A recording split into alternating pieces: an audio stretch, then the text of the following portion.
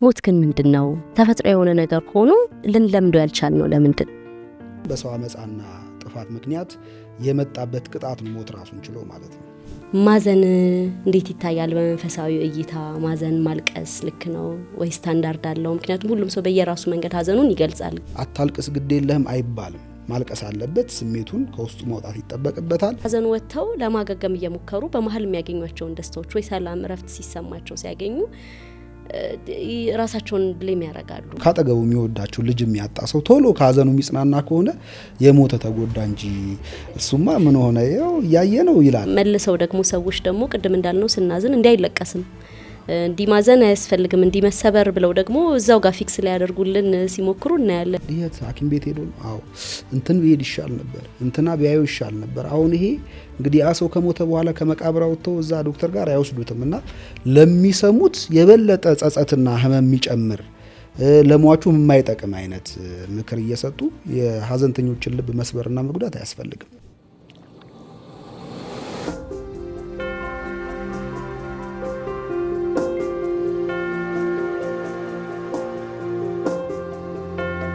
ሰላም ሌኒ ነኝ። ዛሬ በሂሊንግ ዊዝ ሌኒ መምህር ዲያቆን አቤል ካሳሁንን እንግዳ አድርገን መተናል። መምህራችን 4 ድንቅ የሆኑ መጽሐፍትን ለአንባቢያን ያበረከቱ እንዲሁም የስነ ልቦና ባለሙያ በቤተ ክርስቲያን ደግሞ ትልቅ አገልግሎት የምናውቃቸው መምህር ናቸው። መምህራችን እንኳን ደህና መጣ። እንኳን ሰላም ጠበቅሽኝ። እሺ ቴንክ ዩ ሶ ማች። እንግዲህ ያው ከፍቅሬ ከአክብሮቱ እንዳለ ሆኖ ያው አንተ እያልኩ ቀጥላለሁ። እሺ በጣም ነው ማመሰግነው። እንግዲህ ብዙን ጊዜ ስለ ሳይኮሎጂና መንፈሳዊ ነገር ሳስብ ሁሉ ጊዜ አንተ ነው ዳይምሪ የምትመጣው። ምክንያቱም የስነ ልቦና ባለሙያ ከዛ ደግሞ በቤተ ክርስቲያን አገልግሎት ደግሞ ሰባኪ ወንጌል። ስለዚህ እነዚህን ነገሮች ሁሉ ጊዜ ለማያያዝ ስናስብ ሰዎች የተለያዩ ሀሳቦችን ይሰጣሉና እርግጥ ነው ቤተ ክርስቲያን መንፈሳዊነትና ሳይኮሎጂ በብዙ የተቀራረቡ ናቸው። ግን እንደው ቤተ ክርስቲያን ይህንን እንዴት ታያለች? ሳይኮሎጂን ለሳይኮሎጂ ያላት ቦታ ምን ያህል ነው? ቤተ ክርስቲያን ለሰዎች የስነ ልቦና ደህንነት ያላት ኮንሲደሬሽንን ትንሽ ነካክተን በሱ እንጀምር ደስ ይለኛል። እንግዲህ ያው መጽሐፍ ቅዱስ እንደሚናገረው የሰው ልጅን እግዚአብሔር ሲፈጥረው ስጋ ብቻ አይደለም የፈጠረው ነፍስም አለው የሰው ልጅ። ስነ ልቡናው ደግሞ እንደሚታወቀው ስለ ስጋ ስለ መንፈስና ስለ ነፍስ የሚያጠና ነው። ሳይኪ የሚለው ራሱ እሱን የሚያሳይም ጭምር ነው። ስለዚህ ስለ መንፈስና ስለ ነፍስ ደግሞ ለማጥናት ከቤተ ክርስቲያን የተሻለ አጋዥ ሌላ አማራጭ ኃይል ያለ አይመስለኝም። እና ራሱ የሳይኮሎጂ ዲሲፕሊን መርጅ ካደረገባቸው ዋና ዋና እንትኖች መካከል አንደኛው ሃይማኖት ነው። እና ከሃይማኖትና ከፍልስፍና ነው በዋናነት አይደል እንትን ያደረገው። ስለዚህ ሳይኮሎጂው የባዮሎጂ የማያጠናውን ይሄ ሶማቲክ ያልሆነውን ብዙ ጊዜ ባዮሎጂ ስጋና ደም ላይ የሚታየው የሚዳሰሰው ነገር ላይ ነው የሚያተኩረው እና ሳይኮሎጂ ደግሞ ከዛ ደግሞ የወጣውን ይሄ መንፈሳዊውን ነገር ለማየት ለማስተዋል ነው የሚሞክረው። ስለዚህ በነፍስ ጉዳይ ደግሞ ከቤተ ክርስቲያን የበለጠ ተጠያቂ የለም እና ከዛ አንፃር በሃይማኖት በደንብ ነው የሚግባባው ከሳይኮሎጂ ጋር።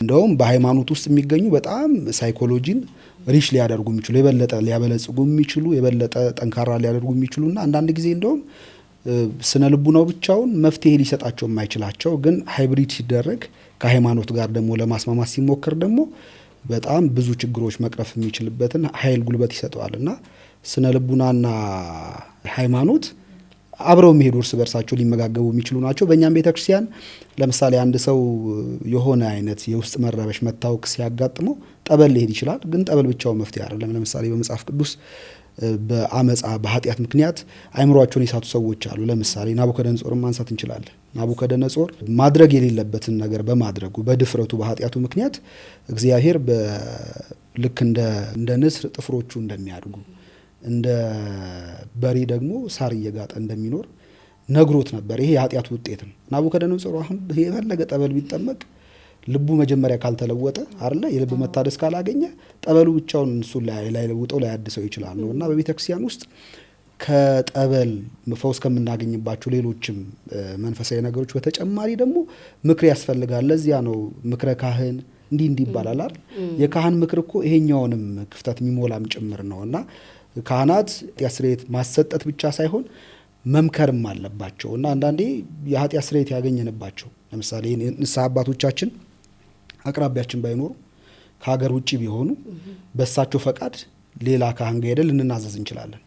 በእሳቸው ፈቃድ ሌላ ካህን ጋር ሄደን ከተናዘዝንበትና ስርየት ካገኘንበት በኋላ እኚህ የንስሐ አባታችን ግን ሲመለሱ ቀኖና ባንቀበልበትም የወደቅንበትን ኃጢአት ግን ሪፖርት የማድረግ ኃላፊነት አለብን እና ካህን ጋር ቀርቦ መናዘዝ የኃጢአት ስርየት ለማግኘት ብቻ ሳይሆን በዚያውም ደግሞ ነገ ከነገ ወዲያ ደግሞ ልንጠበቅበት የምንችለውን ምክር አብረው ስለሚሰጡ ምክረ ካህን በጣም ትልቅ ቦታ አለው ነው እና በደንብ ግንኙነት አላቸው ከቤተ ክርስቲያን ጋር። ይገርማል በጣም። በሳይኮሎጂው ብቻ አንዳንድ ጊዜ ሃንድል ለማድረግ በጣም ስትሮንግ የሆኑ ዛሬ ደግሞ በዋናነት የምናነሳው ጉዳይ አለ ከዚህ ጋር በቀጥታ የሚገናኝና አሉ እንደዚህ አይነት ነገሮች ስፒሪቹዋሊ ሰዎች ትሪት ሊደረጉ የሚችሉባቸውን ነገሮች እንድናስብ ግድ ነው። ብዙን ጊዜ በየዕለቱ ህይወታችን የሚገጥመን ግን ደግሞ ያልተነሳውን ሀዘን ነው ዛሬ ማንሳት የፈለኩት። ከሀዘን ጋር ተያይዞ ደግሞ የሚመጣው ነገር ምንድነው? ሞት። ምክንያቱም ሰዎች የሚያዝኑት የሚወዱትን ሰዎች ሲያጡ ሊሆን ይችላል። በህይወታቸው የሚገጥማቸውን ክብራቸውን፣ ሀብት ንብረታቸውን ሲያጡ ሰዎች ያዝናሉ። ከዚህ በላይ ደግሞ በጣም ጥልቁ የሆነውን ደግሞ የምንወደውን ሰው ማጣት ነው። ስለዚህ ከዚህ ጋር ተያይዞ ደግሞ ሞት የመጀመሪያው የሚነሳው ነው። ሰዎች በሀዘን ውስጥ እንዲያልፉ የሚያደርጋቸው ነገር ሞት ነውና ሞት ግን ምንድነው? ተፈጥሮ የሆነ ነገር ሆኖ ልንለምደው ያልቻልነው ለምንድን ነው? ሞት በጣም ትልቅ ርዕሰ ጉዳይ ነው። ቤተክርስቲያንም እንደ ቤተክርስቲያን ብቻ ሳይሆን እንደ ሰው ልጅም ከሚያሳስቡት ነገሮች መካከል አንደኛው ሞት ነው። ሰው ለመኖር እንዴት እኖራለሁ ብሎ ሊጨነቅ ይችላል። ግን ከመኖር በላይ ደግሞ የሚያስጨንቀው ሞት ነው። ምክንያቱም ስንኖር የምንጨነቀው ስለምንለብሰው፣ ስለምንበላው፣ ስለምንጠጣው፣ ስለምንኖርበት ሊሆን ይችላል። ሞት ግን የሚያስጨንቀው ስንሞት የሚያጋጥመን አዲስ የሆነ ዓለም ነው። ወደማናቀው ዓለም ነው የምንሄደው እና ከመቃብር በኋላ ምን አይነት ህይወት ይጠብቀናል? እንዲህ የሚሉት ነገሮች በጣም ነው የሚያስጨንቁትና ሞት የበለጠ የሰው ልጅ ለማሰብ ይጋብዛል። ደግሞ ስታስቢው የሰው ልጅ ከሌሎች ፍጥረቶች የሚለየውም ስለ ሞት በማሰብም ጭምር ነው እና ሌላውን ፍጥረት ብትመለከች ለምሳሌ ደመ ነፍሳዊ የሆነ ህይወት ነው ያለው። ስለሚበላው ስለሚጠጣው ነገር በአፍንጫው እያሸተተ በምላሱ እየቀመሰ ነው የሚኖረው እንጂ የሚሞትበትን ቀን የሚያስብ እንስሳ የለም። ስለ ሞቱ የሚዘከር መቼ ነው ሞተው እያለ ሞቱን የሚያስብ ከሞት በኋላ ምን አይነት ህይወት ይጠብቀኛል ብሎ ከሞት በኋላ ያለው ህይወት የሚያሰላስል ምንም አይነት ፍጥረት የለም ከሰው ውጪ ነው።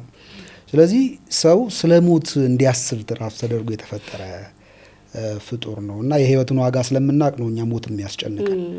ሞት እንግዲህ ሞት የመጣው ከውድቀት በኋላ ነው። መጽሐፍ ቅዱስ እንደሚነግረን አዳምና ሔዋን እግዚአብሔር እንዳትበሉ ብሎ የከለከላቸው ዕፀ በለስ ነበር። ያው ዕፀ በለሱ ችግር ኖሮበት ሳይሆን በዕፀ በለሱ ላይ ግን የእግዚአብሔር ህግ ነበረበት እና እግዚአብሔር አዳምና ሔዋንን በሁሉም ነገር ላይ ስላሰለጠናቸው የገዢና የተገዢነት ምልክት ደግሞ እንዲኖር አንዲትን ተክል ከልክሏቸው ነበር። በቃ ከዚህ እንዳትበሉ ብሎና እግዚአብሔር ለአዳም ያለውን ፍቅር እሱን በመፍጠር ሌሎች ፍጥረታትን ፈጥሮ ደግሞ በእነሱ ላይ በማሰልጠን አሳይቶታል።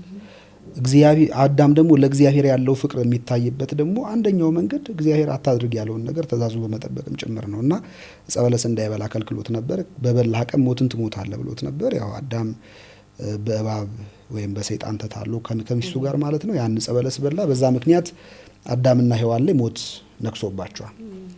ስለዚህ ሞት ከውድቀት በኋላ የመጣ ነገር ነው፣ ፍጥረት አይደለም። ራሱ መጽሐፍ ቅዱስም ይናገራል። እግዚአብሔር እሰይ ገብረ ሞተ፣ እግዚአብሔር ሞትን አልፈጠረውም። ክፉ ሰዎች ከሩቅ አንድ ሰው ከሩቅ ያየውን ሰው እንደሚጠራና አጠገቡ እንዲመጣ እንዲያደርገው ጓደኛ ወዳጅ እንደሚያስመስለው ክፉ የሆኑ ሰዎች ሕግ በማፍረስ ከሩቅ ጠሩት፣ ወዳጅ አደረጉት እንጂ ሞት ራሱን ችሎ ፍጥረት አይደለም ይላል። እውነት ነው። ሞት የህይወት አለመኖር ነው።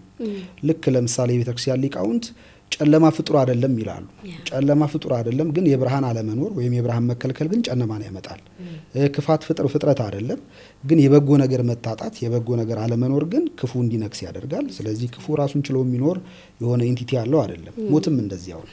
ስለዚህ ሞት የተፈጠረ አይደለም፣ በሰው አመጻና ጥፋት ምክንያት የመጣበት ቅጣት ነው ሞት ራሱን ችሎ ማለት ነው። በብሉይ ኪዳን ሞት በጣም የሚያስፈራ ነበር። ሰዎች በጣም ሞትን ይፈሩ ነበር። ለሞቱ ሰዎች ራሱ በጣም ይለቀስና ይታዘን ነበር።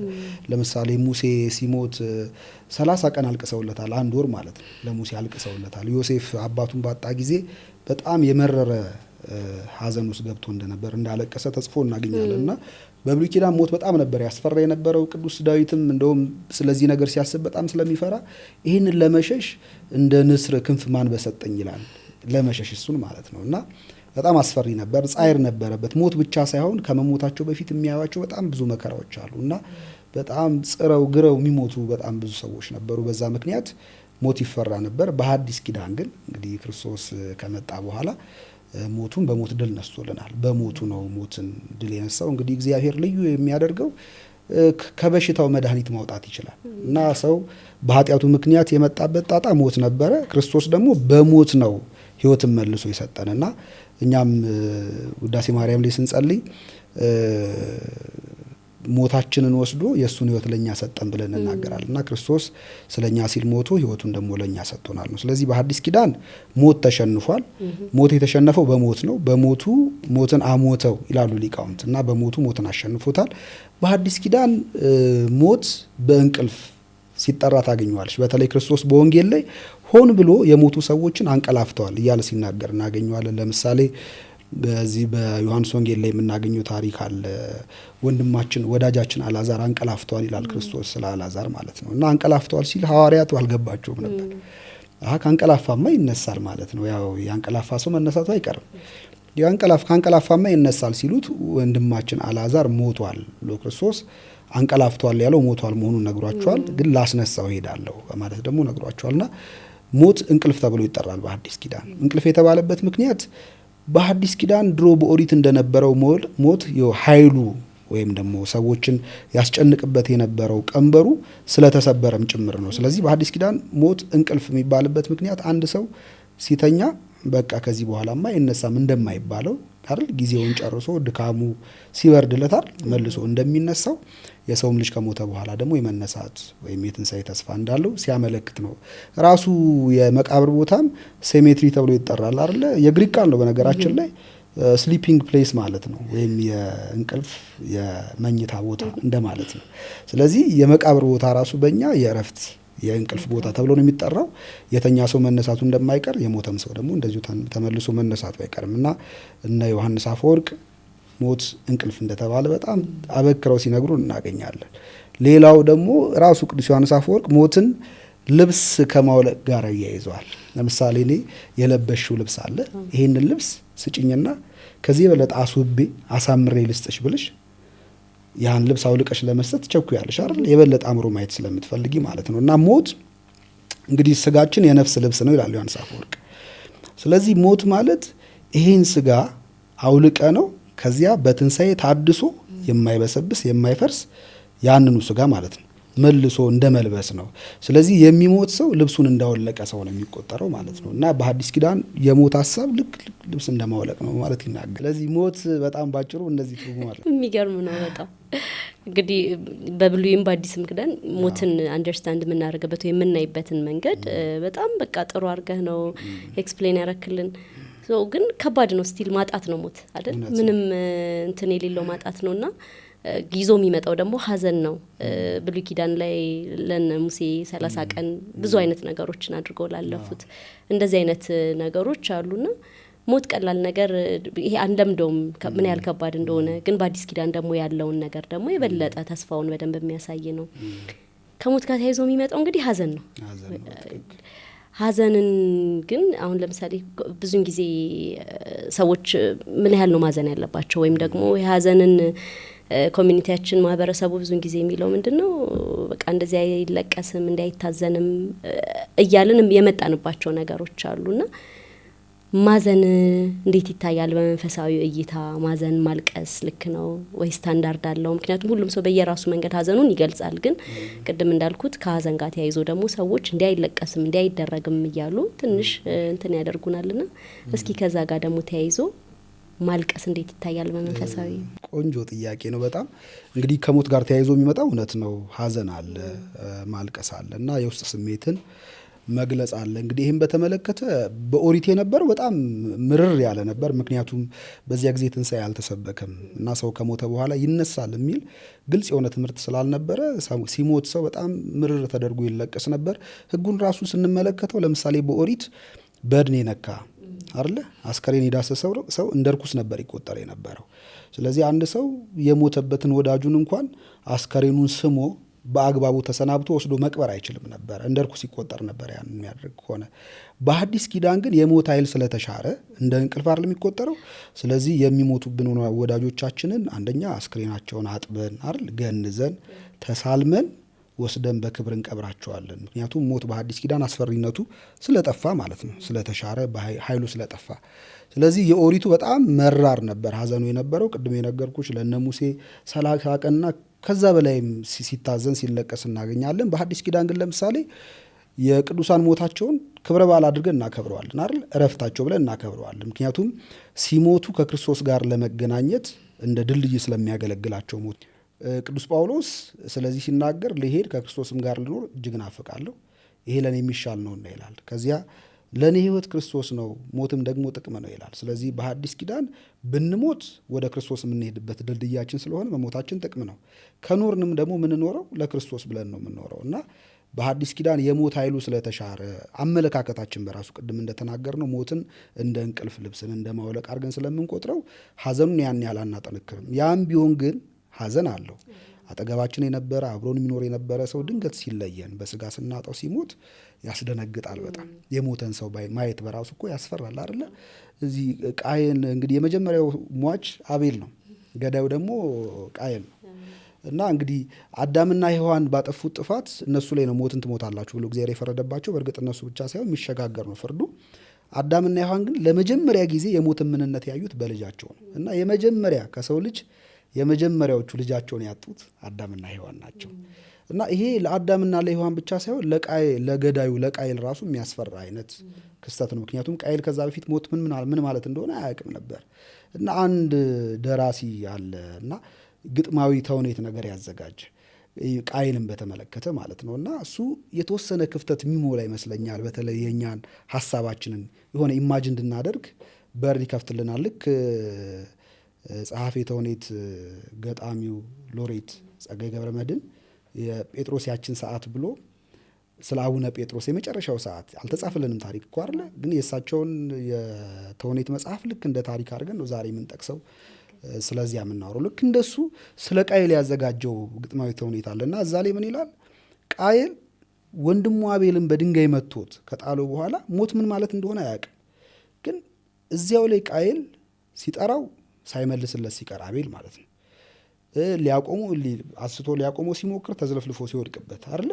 እጁን ሲያነሳው መልሶ ኃይል ሲያጣ እንደዛ ሲሆንበት የፊቱ መልክ ቀስ እያለ ሲወይብበት ይህን ሲመለከት ቃየል ራሱ ደንግጦ አቤልን ሲመለከተው ምን እየሆነ ነው የሚለው ስላልገባው ማለት ነው። እና በጣም ግራ የሚያጋባ ነገር ነው አይደለም? እኛ የለመድነው ሰዎች ከኛ ጋር ሆነው የህይወት እስትንፋሳቸውን ያንን ሙቀቱን ምናምን ነው የምናውቀው። ከኛ ጋር ሲያወሩ፣ ሲጫወቱ፣ ሲደሰቱ፣ ሲያዝኑ፣ ሲስቁ ነው የምናውቀው። እና አንድ ሰው መናገር ሲያቆም አንደበቱ ሲዘጋ አይደለ? ሰውነቱ ላይ ሙቀት ሲታጣ ይህን ማየት በራሱ ያስደነግጣል። ከዛ በኋላ ደግሞ ያን ሰው ለምደነው አብረነው ኖረን ወደ መቃብር ሲገባ ደግሞ ማየት የበለጠ ሐዘንን ይጨምራል። እና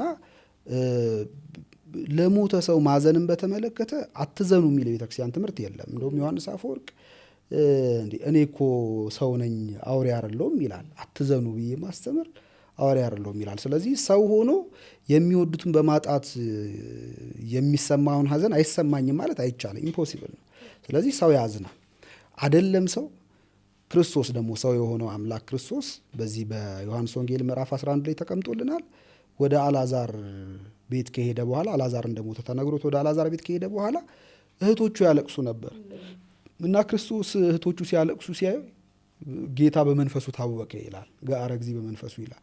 ጌታ በመንፈሱ ታወከ፣ ከዚያ አለቀሰለት ይላል። እንባ አውጥቶ አለቀሰለት ይላል ወንጌላዊ ሲናገር። እና ክርስቶስ አልቅሷል ማለት ነው። እንግዲህ እሱ የፈጠረው ነው።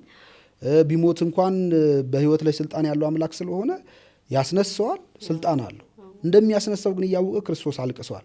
ስለዚህ ይሄ እግዚአብሔር የኛን ደካማነት ስለሚያውቅ ልቅሶን ሐዘንን ፈቅዶልናል ማለት ነው። ስለዚህ ሰው ያጣ ሰው የሞተበት ሰው አታልቅስ ግድ የለህም አይባልም። ማልቀስ አለበት። ስሜቱን ከውስጡ መውጣት ይጠበቅበታል። ማልቀስ እንደሚገባን ራሱ የፈጠረን ክርስቶስ ሰው ሆኖ ሲመጣ ስጋ ለብሶ የመጣ ጊዜ ስለሚወደው ሰው ስለ አልዓዛር አልቅሶለታል፣ እንባ አፍስሶለታል። ስለዚህ ማዘን ማልቀስ ይገባል። ግን እዚሁ ታሪክ ላይ ደግሞ ቅዱስ ዮሐንስ አፈወርቅ ምን ይናገራል? ክርስቶስ የሐዘንን መጠን አሳይቶናል። ስለዚህ ቤተክርስቲያን አትዘኑ ብላ አታስተምርም። ግን ደግሞ ሐዘናችን ተስፋ እንደሌላቸው እንደ አህዛብ እንዳይሆን ደግሞ ታስተምረናለች። ቅዱስ ጳውሎስ ተሰሎንቄ መልእክቱ አንደኛ ተሰሎንቄ ምዕራፍ 4 ቁጥር 13 ላይ ከናንተ ስላንቀላፉ አንዳንዶች ተስፋ እንደሌላቸው እንደ አሕዛብ ልታዝኑ እንደማይገባ እወቁ ብሎ ቅዱስ ጳውሎስ ሲናገር እናገኘዋለን። ስለዚህ ሐዘን ተፈቅዷል፣ ግን ያልተፈቀደው ሐዘን እንደ አሕዛብ ማዘን ማለት ተስፋ እንደሌላቸው፣ በትንሣኤ ሙታን እንደማያምኑ፣ ከሞት በኋላ ሕይወት አለ ብለው እንደማይጠባበቁ፣ ሕይወታችን ሁሉ እዚህ ምድር ላይ ያበቃል ያከትማል ብለው እንደሚያምኑ እንደ አሕዛብ ግን እንዳናዝን ይነግረናል። ስለዚህ ክርስቲያኖች ማዘን አለባቸው ማለት ስሜታቸውን መግለጽ፣ ማልቀስ አለባቸው። ይሄ የሰውነት ድካም ራሱ አንደኛ ማሳያም ጭምር ነው እና ያን ስሜት ማውጣት ያስፈልጋል።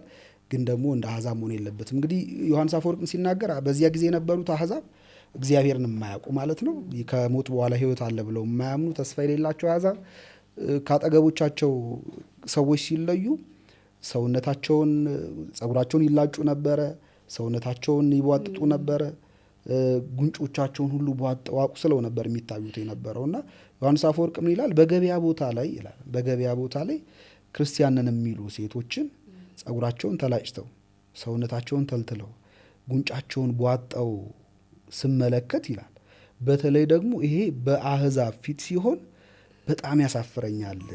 ምክንያቱም አሕዛብ እኮ እንዲሉናል ይላል፣ እነዚህ ሰዎች በትንሣኤ እናምናለን የሚሉ አይደሉም። በትንሣኤ እናምናለን ካሉ በኋላ ግን ስራቸው እንደኛ ነው ይላሉ። እኛ በትንሣኤ ስለማናምን ነው የምናደርገው። እነሱ ግን በትንሣኤ እናምናለን ብለው ጸጉራቸውን ይላጫሉ፣ ጉንጫቸውን ይቧጥጣሉ፣ ሰውነታቸውን ይተለትላሉ እና አንደበታቸው ሌላ ተግባራቸው ግን ሌላ ነው የሚያሳየው ይሉናል። እና ይሄን ሳይ በጣም ነው ማዝነው ይላል ቅዱስ ዮሐንስ አፈወርቅ። ስለዚህ ሐዘናችን ልክ አለው ነው። እንዳታዝኑ ተብለን አልተከለከልንም። እግዚአብሔር ድካማችንን ስለሚያውቅ ማለት ነው። ማዘንም ይገባል።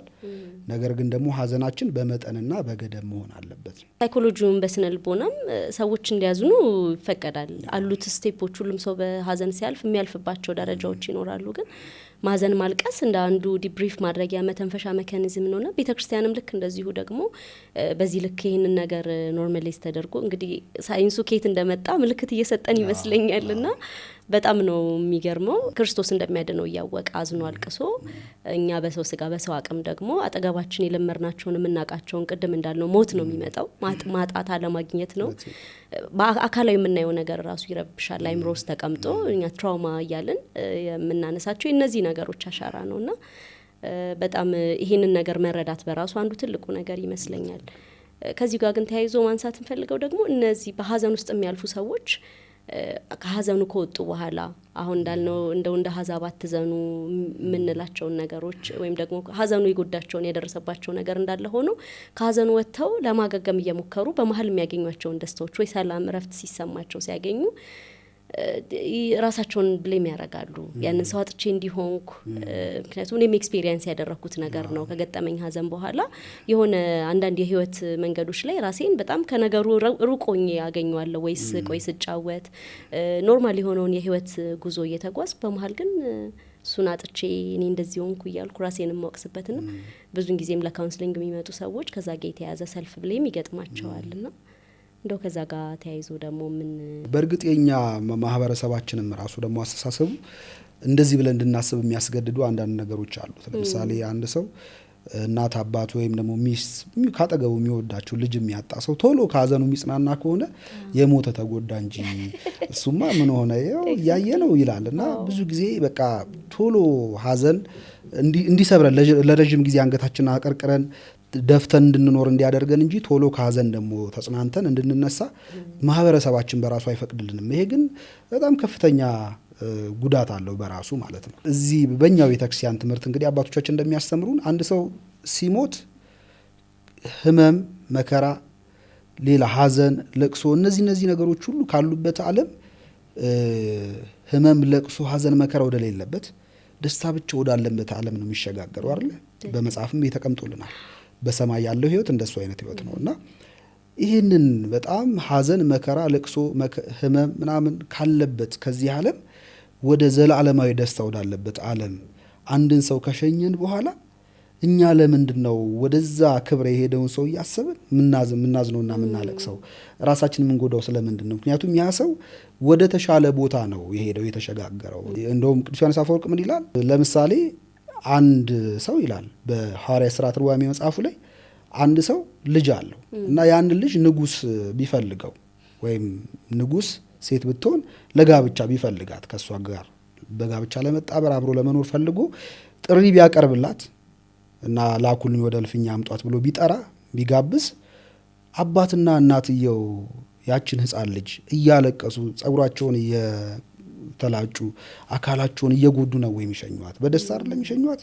ንጉሥ ወደ እልፍኙ ስለጋበዛት በጣም ደስ ብሏቸው አሳምረው አስጊጠው ነው እንጂ የሚሸኟት እያዘኑ ሰውነታቸውን እየነጩ አይደለም የሚሸኟት። እና ሞት ማለት ወደ ንጉሱ ወደ እግዚአብሔር ሰዎች የሚሄዱበት ነው። እንግዲህ እግዚአብሔር ወይም ክርስቶስ ሙሽራ ተብሎ ይጠራል። የሚያምኑ ሰዎች ደግሞ ሙሽራይቱ ይላቸዋል መጽሐፍ ቅዱስ። ስለዚህ ስንሞት ወደ ሙሽራችን አይደል ወደ ክርስቶስ ነው የምንሄደው። ስለዚህ ወደ ሙሽራ ወደ ክርስቶስ ሲሄድ አንድ ሰው ነፍስ ስትሄድ ወደዛ ወደ ተሻለ ክብር ነው አይደል የምትሄደው፣ ወደ በለጠ ክብር ነው የምትሄደው፣ ወደ ተሻለ እረፍት፣ ወደ ተሻለ ደስታ ነው የምትሄደው። እና ወደ ተሻለ ደስታና እረፍት ሰዎችን እየላክን እኛ ግን እዚህ በሀዘን ደግሞ ተቆራምደን ተክዘን ተሰብረን መቀመጥ የለብንም። እና አይ ቲንክ ብዙ ሰው የማይረዳው እሱን ይመስለኛል። እኛ የሚሞቱ ሰዎች ወዴት እንደሚሄዱ እናውቃለን። ለዚያ ነው በጥንትም አርስጣደስ የሚባል ሃይማኖትን ይጠብቁ ከነበሩ አባቶች መካከል አንደኛው ነው። አፖሎጂቲክ ፋዘርስ ከሚባሉት ውስጥ አንደኛው ነው። ከፍልስፍና ነው የመጣው፣ ግሪካዊ ነው። ከፍልስፍና ነው የመጣው እና ከፍልስፍና ወደ ክርስትና ከመጣ በኋላ በጣም አዲስ ከሆኑበት ነገሮች መካከል አንደኛው ክርስቲያኖች ስለሞት ያላቸው አመለካከት ነው። እና ልክ ሰውየው ሲሞት ክርስቲያኖቹ ያን ሰው አስከሬኑን ወይም በርኑን አጅበው እየዘመሩ ማለት ነው እየዘመሩ ወስደው ነበር የሚቀብሩትና ምን ይላል እሱ ያንን ሰው ወደ ሩቅ ቦታ ሊሸኙት አጅበው ሊሸኙት መሄዱ ይመስላሉ እንጂ ሰው የሞተባቸው አይመስልም። ፊታቸው ላይ የሚነበበው ሐሴት፣ ደስታ ሰውየው ወደ ሩቅ አገር እንደሚሄድ እንጂ እንደ ሞተ አያስመስልም ነበር ይላል። እና እውነት ነው። ዛሬም እኮ በቀብር ላይ ስትመለከቺ መዝሙረ ዳዊት ይዜማል አይደል? ምስጋና እኮ ነው እሷ። ያ ሁሉ መዋሥዕቱ አለ። እነዚህ ነገሮች ሁሉ የሚደርሱበት ምክንያት ይባቤም ስላለው ጭምር ነው፣ ምስጋናም ስላለው ነው። ምስጋናው ይባቤው ደግሞ ወደ እግዚአብሔር ስለምንሄድም ጭምር ነው። እና መዳረሻችን ይታወቃል። እና ልክ መዳረሻው እንደማይታወቅ ከሞትን በኋላ ወዴት እንደምንሄድ ግራ እንደሚገባው ሰው ራስን በሀዘን እየደቆሱ በጣም ራስን እንደ ጥፋተኛ እየቆጠሩ እኔ እንዴት ስቃለሁ እሱ እንደዚህ ብሎ፣ እኔ እንዴት ሰላም አግኝቼ እረፍት አግኝቼ እንዴት እቀመጣለሁ እሱ መቃብር ውስጥ ገብቶ እያሉ ራስን መጉዳት የሞተውን ሰው የሚሄድበትን ቦታ እንዳለማወቅ ተደርጎ ነው የሚታየው ነው። እና የሚሄዱበት ቦታ እግዚአብሔር ያለበት አሁን ካለንበት ዓለም የተሻለ ዓለም ነው። እና ከትንሹ ወደ ትልቁ አይደለ ከሚያንሰው ወደሚበልጠው ስፍራ ነው የሚሸጋገሩት። ቅዱስ ጳውሎስ እንዳለ ለእኔ ልሄድ ከክርስቶስም ጋር ልኖር እናፍቃለሁ ይልና ይሄ ለእኔ ከሁሉ የሚሻል ነገር ነው ይላል። ስለዚህ ወደ ክርስቶስ መሄድ ከሁሉ የሚሻል ነገር ነው እንጂ የሚያንስ ነገር አይደለም። ስለዚህ በቁሙ ያለው ሰው ነው ለራሱ ማዘን ያለበት እንጂ እነሱ ኦልሬዲ ወደሚሻለው ቦታ ነው ሄዱት። በትክክል ለራስ ነው ማዘን የሚባለው ለዛ ነው። አዎ ምክንያቱም ብዙ ሰው ስለሚያነሳው ነው። በነገራችን ላይ ይሄ ያ ሰው ከሄደ በኋላ ያለውን ስብራትና እንትን ነው በቃ ማህበረሰባችንም ኖርማል አድርጎ የተቀበለው። አንድ ሰው የሚወደውን ሰው ካጠገቡ ካጣ በኋላ ቢያዝን ምናምን ችግር የለውም በቃ እንደውም መሳቅ መደሰቱ ነው ቅድም እንደተባለው የሄደን ተጎዳ እንዲባል የሚያደርገው።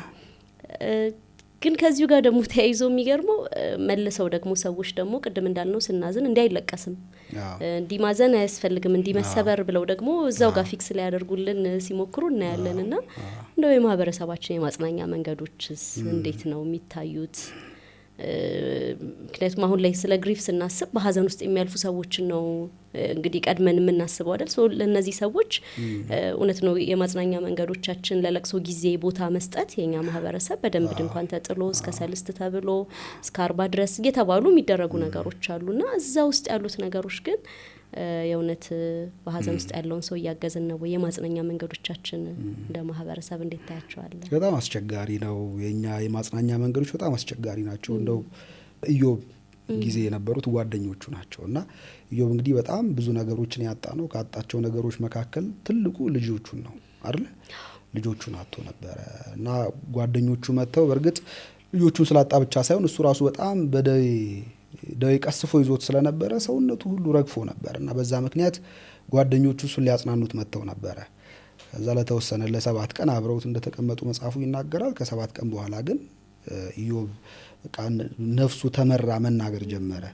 ያን ጊዜ ያው እንግዲህ አንተ ከተናገርክ ብሎ እነሱም የሚሰማቸውን የሚያስቡትን እንደ ምክር ብለው ያሰቡትን ነገር መናገር ጀምረው ነበርና ከተናገሩት ነገር ውስጥ አንደኛው የልጆቹን መከራ እንዴት መቀበል እንዳለበት የልጆቹን ሞት እንዴት መቀበል እንዳለበት ሲነግሩት ምናልባት ልጆችህ በቃ በደለኞች ኃጢአተኞች ይሆናሉና የሞቱት እግዚአብሔር ይሄን ኃጢአታቸውን በደላቸውን አይተው ነው ብለው ደምድመው ነገረውት ነበር። በበደላቸው ምክንያት ነው የሞቱት ብለውና አሁን ይሄ በየትኛው መነጽር ቢታይ ነው አጽናኝ የሚሆነው? በየትኛው ጎን ብንመለከተው የኢዮብ ልብ ሊያሳርፈው ይችላል? በሐዘን የቆሰለውን በጣም የተጎዳውን ኢዮብን ይሄ ቃል እንዴት አድርጎ ነው ሊያሳርፈው የሚችለው? እና በጣም አስቸጋሪ ነው። ሰው ብዙ ጊዜ አጽናናለሁ ብሎ የሚጠቀማቸው ቃላቶች ያዘነውን ሰው የበለጠ የሚሰብር ሊሆን ይችላል። ለዚያ ነው ኢዮብ የምታደክሙ አጽናኞች ይላቸዋል። የምታደክሙ አጽናኞች እና ዝም ብትሉ ዝምታችሁ ጥበብ በሆነላችሁ ነበር ይላል። ስለዚህ አንዳንድ ጊዜ ዝም ማለት ያለብን ቦታዎች አሉ ማለት ነው እና ዝምታ ራሱ ጥበብ የሚሆንባቸው ቦታዎች አሉ። ከነዚህ መካከል አንደኛው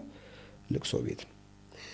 ስለዚህ ሰው ወደ ልቅሶ ቤት ሲሄድ በተቻለው መጠን በተለይ ደግሞ ሐዘኑ ልቅሶ የመጀመሪያ ከሆነ በመጀመሪያዎቹ ጊዜያቶች ከሆነ በተቻለው መጠን ከመምከር ምክር ከመለገስ ራሱን መቆጠብ አለበት። ሁለተኛ የማይጠቅሙ ምክሮች አሉ። ለምሳሌ በዚህ ምክንያት ነው የሞተው ሲባል የት ሐኪም ቤት ሄዶ ነው? አዎ እንትን ቢሄድ ይሻል ነበር፣ እንትና ቢያዩ ይሻል ነበር። አሁን ይሄ እንግዲህ ያ ሰው ከሞተ በኋላ ከመቃብር አውጥተው እዛ ዶክተር ጋር አይወስዱትም እና ለሚሰሙት የበለጠ ጸጸትና ህመም የሚጨምር ለሟቹም የማይጠቅም አይነት ምክር እየሰጡ የሐዘንተኞችን ልብ መስበርና መጉዳት አያስፈልግም።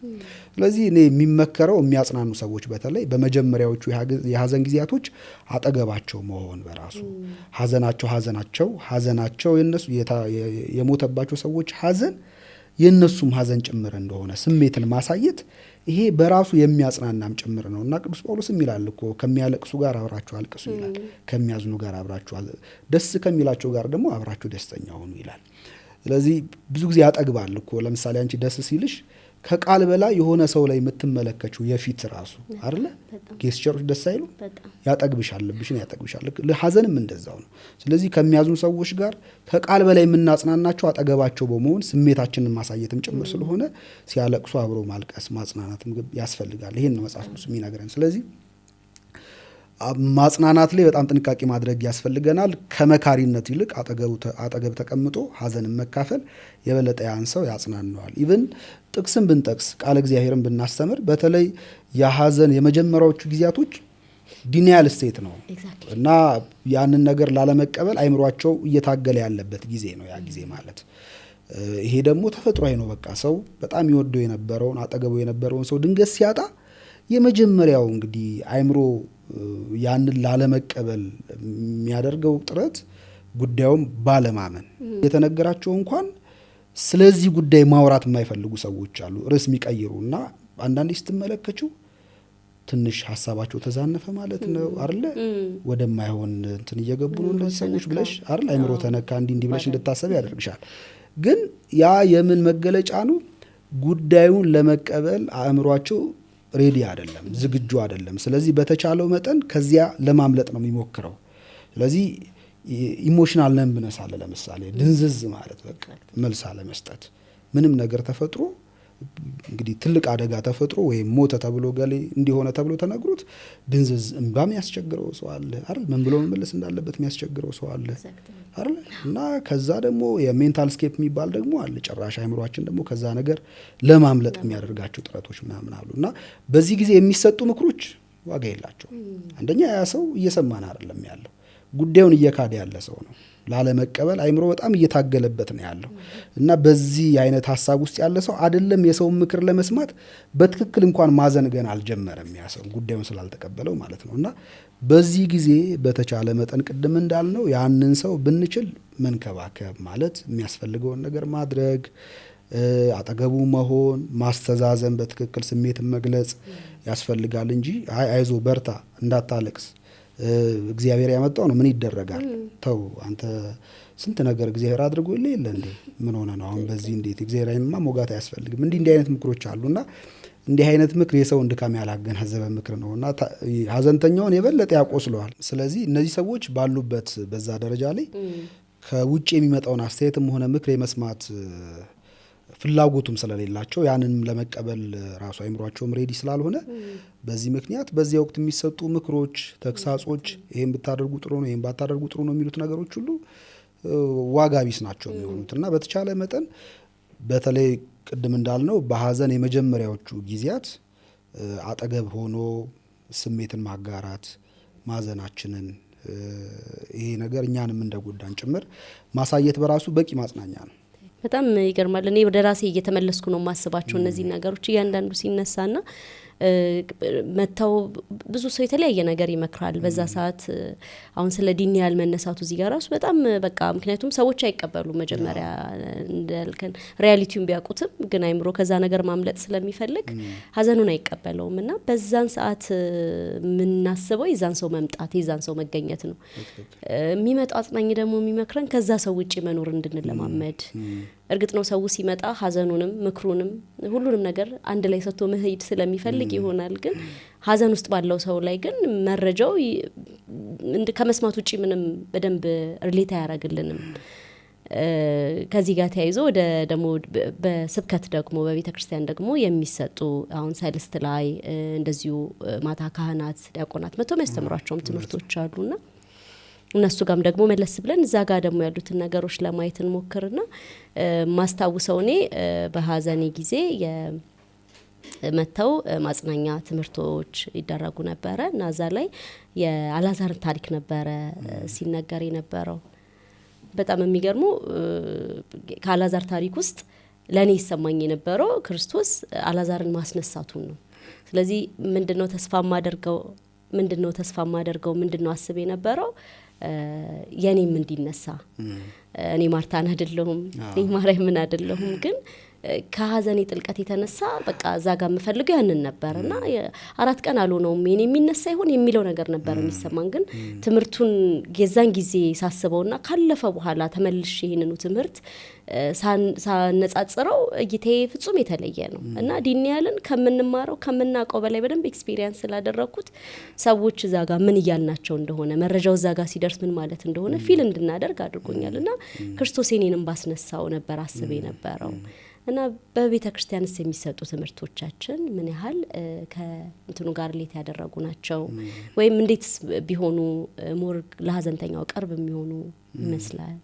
በትክክል ብዙ ጊዜ አሁን እንደተባለው ነው ቅድም እንደተባለው ትምህርቶቻችን ላይ በጣም ጥንቃቄ ማድረግ ያስፈልጋል። በተለይ የሀዘንተኛውን ሰው ድካም ያገናዘቡ ሊሆን ያስፈልጋቸዋል እና ሄደን ለምሳሌ በቃ ሞት ምን ችግር አለ ከክርስቶስ ጋር የምንገናኝበት ነው አትዘኑ አታልቅሱ አይነት ትምህርት ከሰጠን ለሰውነታቸው ቦታ እየሰጠናቸው አይደል የሆነ ስፔስ እየተውንላቸው አይደል ለሰውነታቸውና ለሀዘናቸው ለጭንቀታቸው። መቼም እግዚአብሔር በሀዘንና በጭንቀት ጊዜ አብሮ ይሆናል እንዲህ ያደርግልናል እግዚአብሔር ለኛ ቅርብ ነው እንዲህ አይነት ትምህርቶች ቢሰጡ ያን ሰው በተወሰነ መጠን ትንሽ ኮንሺየስ እንዲሆንና ነቅቶ አትሊስት እኔ ብቻዬን አይደለም ከእግዚአብሔር ጋር ነኝ እግዚአብሔር ያግዘኛል ማዘኔ ጥፋት አይደለም ትክክል ነው ደግሞ ከዚህ ሀዘኔ ሊያወጣኝ የሚችለው የሚያጽናናኝ ደግሞ መንፈስ አለ እግዚአብሔር እሱን ይልክልኛል ብሎ እንዲያምን እንዲጽናና ሊያደርገው ይችላል ነውና የሚሰጡ ትምህርቶች ላይ በጣም ጥንቃቄ ማድረግ የሚያስፈልገው ከዛ አንፃር ነውና አንዳንዴ ትምህርቱ ራሱን ደግሞ በተሳሳተ መንገድ እንድንረዳው ሊያደርገንም ይችላልና ብዙ ጊዜኛ ምናስተምረውን ነው እንጂ የሚያስጨንቀን የሚሰሙት ሰዎች ደግሞ እንዴት ነው የሚሰሙን የሚለው ያን ያክል ብዙ ሊያስጨንቀን ይችላልና ቅድም ያልሽው አንቺ በጣም ጥሩ ምሳሌ ሆኖ መቅረብ ይችላል። እንግዲህ የአላዛር ታሪክ ክርስቶስ የተገኘበት ማለት ነው አልቅሷል አይደለ ቅድም እንዳልነው በመንፈሱ ታውቋል ብለናል። ከዚያ በኋላ ደግሞ ክርስቶስ አላዛርን አስነስቶታል። ስለዚህ አሁን በዚያ ጊዜ አንቺ ያየሽው አላዛር ከሞት መነሳቱን ነው ከ4 ቀን በኋላ። ስለዚህ አላዛርን ያስነሳው ጌታ ለምንድን ነው የኔን የማያስነሳልኝ የኔን ቢያስነሳልኝ ምን አለበት? እንዲህ አይነት ጥያቄዎች እንደ ሰውነት ይነሳሉ አይደል ውስጣችን ይጠይቃሉ። ያን ሰው በጣም ከመውደዳችን ከመፈለጋችን ያ ሰው አብሮን እንዲሆን ካለን በጣም ጠንካራ ምኞት የተነሳ ከሞት እግዚአብሔር ቢያስነሳሉ እንዳ ደስ ይለናል በጣም አይደል። የተጻፈ ነገር ካለ ከተጠቀሰ ታሪኩ ከተነገረ ደግሞ የበለጠ ምኞታችን ይጨምራልና ያን የሚሰጠውን ትምህርት የሚቀበልበትና የሚረዳበት መንገድ አንዳንድ ጊዜ እንደተፈለገው ላይሆን ይችላል። ስለዚህ እኔ በተለይ በሞት ጊዜ የመጀመሪያው ቀን የጸሎት ጊዜ ቢሆን እና ጸሎት የበለጠ ስለሚያጽናና እንግዲህ በቤተክርስቲያንም ያለው እኮ ረጅሙ ጊዜ የሚወስደው እኮ ጸሎት ነው አይደል? መጨረሻ ላይ አጭር ቃል እግዚአብሔር ማጽናኛ ይኖራል አይደል? እሱም ማሳረጊያ ግን ሰፊውን ግን አገልግሎት የሚወስደው ጸሎት ነው። ስለዚህ በተቻለ መጠን በሀዘን ውስጥ ላሉ ሰዎች በተለይ ደግሞ ትኩስ ሀዘን ሲሆን የመጀመሪያ ጊዜ ላይ በተቻለ መጠን አጠገብ ሆኖ መጸለይ ብቻ እነሱም ሰዎች ቢያንስ ቆሞ እንኳን ካንደበታቸው ቃል አውጥተው እንዲጸልዩ ማድረግ ባንችል ያ አቅም ባይኖራቸው እንኳን አትሊስት ግን እኛ ስንጸልይ አጠገባችን ብናደርጋቸውና ስንጸልይ ብናሳያቸው እነሱም ራሱ የዛ የጸሎቱ አንድ አካል ቢሆኑ እግዚአብሔር ያጽናናል በጣም። አንዳንድ ጊዜ ጸሎት ብዙ ጊዜ የተረሳ ኃይል ነው ይባላል አይደል? በጸሎት ግን በጣም ብዙ ችግሮች ይፈታሉ እና በጣም የከበደን የነበረ ሐዘን ምንም ሌላ ነገር ሳናገኝ ግን ቆመን በእግዚአብሔር ፊት ስላለቀሰን ወይም ለእግዚአብሔር ስለነገር ነው ስለጸለይን ብቻ ልክ ሲያልቅ ጸሎቱ ቅልል የሚል ስሜት ይሰማናል ነው እና ጸሎት ራሱን የቻለ ትልቅ ጉልበት ስላለው በእንዲህ አይነት የሐዘን ወቅት የመጀመሪያው ስራ መሆን ያለበት መጸለይ ነው። ከዚያ በኋላ ሰዎቹ ደግሞ ቅድም እንዳልነው ከዲኒያል ስቴት እየወጡ ሲመጡ ሐዘኑን መቀበል ሲጀምሩ በትክክልም ደግሞ ያ ሰው ካጠገባቸው ከዚህ በኋላ እንደማይኖር ሲረዱ ደግሞ ያን ጊዜ ማጽናናት ይቻላል። ኮንሺየስ ሆነው የኛንም ምክር መስማት ስለሚጀምሩ ያኔ ማስተማር ማጽናናት ይቻላልና ቢቻል እንደዛ የመጀመሪያውን የሐዘን ጊዜ በጸሎት በቃል ምንድነው እግዚአብሔርን በመለመን ማሳለፍ ከዛ በኋላ ያሉትን ደግሞ ቀናቶች ደግሞ እንዲሁ ቀስ እያለ ትምህርቶችን ማስተማርና ስናስተምር ግን በተቻለ መጠን የዚያን ሰው የአቅም ደረጃ በጣም ማስተዋል ያስፈልጋል ነውና ለበጎ ነው ብለሽ ልታስተምሪ አትችይም ማለት ተነስተሽና ሞት ምኑ ነው በጎ ብሎ ይጠይቅሽ ምን ብለሽ ትመልሽልሽ አይደል? ወደ ተሻለ ቦታ ነው ሄደው የሚለው ምክር በራሱ እኔ ጋር ሲሆን ጥሩ አልነበረም ተጎርቶ ነበር ማለት ነው። ሰው በብዙ መንገድ ሊያስበው ይችላል እና ቃሉ እኮ ትክክል ነው ግን ቃሉ የሚነገርበት ጊዜ ማተር ያደርጋል በጣም እና ለበጎ ነው የሚለውን የሚረዱበት ወቅት አለ። ስለዚህ እንደ ጊዜው አባቶቻችን እንደ ጊዜ ግብሩ ይላሉ። እንደ ጊዜው እንዳሉ ሰዎቹ እንዳሉበት ሁኔታ ነው ቃል ጊዜው ማስተማር የሚያስፈልገውና ልቅሶ ቤት የሚሰጠውን ትምህርት በጣም ጥንቃቄ ማድረግ ያስፈልጋል። ቅድም እንዳልኩት የመጀመሪያዎቹ የሐዘን ጊዜያቶች ብዙ የትምህርት ሰዓት ባይኖራቸውና ከዚያ ይልቅ በጣም ጸሎት ቢሆን ጥሩ ነው። ከዚያ በኋላ ሰውየው ደግሞ ከዚያ ከዲኒያል ስቴት እየወጣ ሲመጣ ደግሞ ያን ጊዜ ወደ ትምህርቱም ወደ ምክሩም ቢገባ የተሻለ ውጤት ማምጣት ይችላል። በጣም ደስ ይላል። ይሄንን የተረዳ ማህበረሰብ ቅድም ያለውን ጊዜና ቦታ ሰጥቶ ያሰብኩት ነውና በጣም ልክ ይሆን ነበር ሁሉ ነገር በትክክል በጣም ምክንያቱም አስታውሳለሁ የመጀመሪያው ወቅት ላይ ቅድም እንዳልነው ሰው መጥቶ ቶሎ ከዛ ነገር እንድንወጣ ነገሩን እንድንታው ይፈልጋል። ከዛ ነገር ደግሞ ወተን ቢያየን ደግሞ በተመሳሳይ ቅድም እንዳለው የሞተ ተጎዳ ይላል። ስለዚህ ካለመረዳት ነው ብዙ ጊዜ ሰዎች ካለመረዳት ልክ የመሰላቸውን ነገሮች ያደርጋሉና ዝምታ ስትል ያ ዝም ያለው ለቅሶ ሊደርሰኝ መጥቶ ዝም ያለ ግን እንደደረሰኝ የማቀው ሰው አለ። ከዛ ደግሞ መተው ደግሞ በተቻለ መጠን በቃ የኔን ህይወት 1-2-3 አመት ቢውልድ አድርገው ደግሞ ሰው አይምሯቸው ገና ልጅ ነሽ አሁን ህይወት ይቀጥላል የሚሉ አሉ።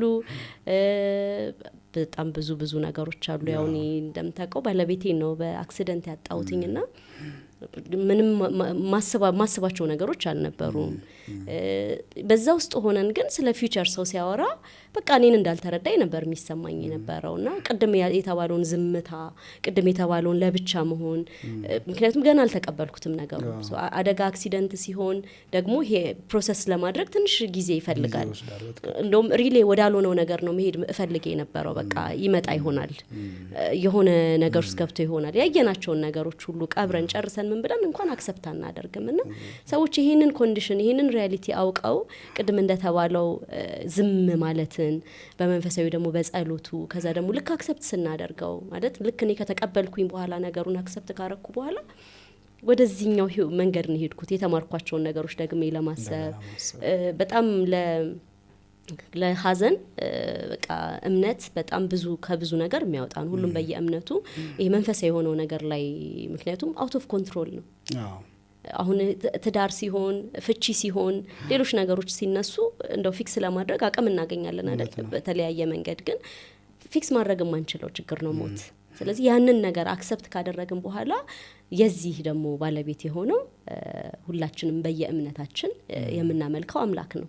ስለዚህ ከሱ ጋር ከመጠጋት ውጪ ቀላል አይደለም ነገሩ በጣም ከባድ ያደርገዋልና በካውንስሊንጉም ቅድም እንዳልነው ዲኒያል አክሰፕታንስ እያለን የምንሄድባቸው ስቴጆች ማህበረሰባችን ከሚሰጠን ቤተክርስቲያን ከምታስተምረን ትምህርት ጋር ምናምን አብሮ ሲሄድ እንግዲህ አእምሮ መንፈስ አካል ሁሉ ይታደሳል ይታከማል ማለት ነውና ይሄንን ነው አይ ቲንክ ካለ መረዳት ማህበረሰባችን እዚህ ነገር ውስጥ ያለው ሀዘን ውስጥ ያሉ ሰዎች ደግሞ በዚህ ማህበረሰብ የተቃኘ የሀዘን ጊዜ ስለነበራቸው የቱ ጋር መሆን እንዳለባቸው ላይረዱት ይችላሉ። ከሆነ አመት በኋላ ግን የሆነ የህይወት አካላት ህይወታቸው ላይ የገጠማቸውን ችግር ዲጋውት ስናደርገው ወደ ኋላ ስንመለስ ሀዘኑ በጥሩ ሁኔታ ፕሮሰስ ባለመደረጉ ምክንያት የሚያዩበት ዓለምን የሚያዩበት ፐርሲቭ የሚያደርጉበት ወይ ራሱ ይቀየራል። ከሀዘን በፊትና ከሀዘን በኋላ ምን እይታችን ሁሉ ይቀየራልና ከዚሁ ጋር ግን ተያይዞ ደግሞ አሁንም እንድናነሳ የምንፈልገው ሰዎች በሀዘን ሲወድቁ ወይም ደግሞ ሀዘን ሲገጥመን ይሄ ሀዘን የሆነው ከርሱ ነው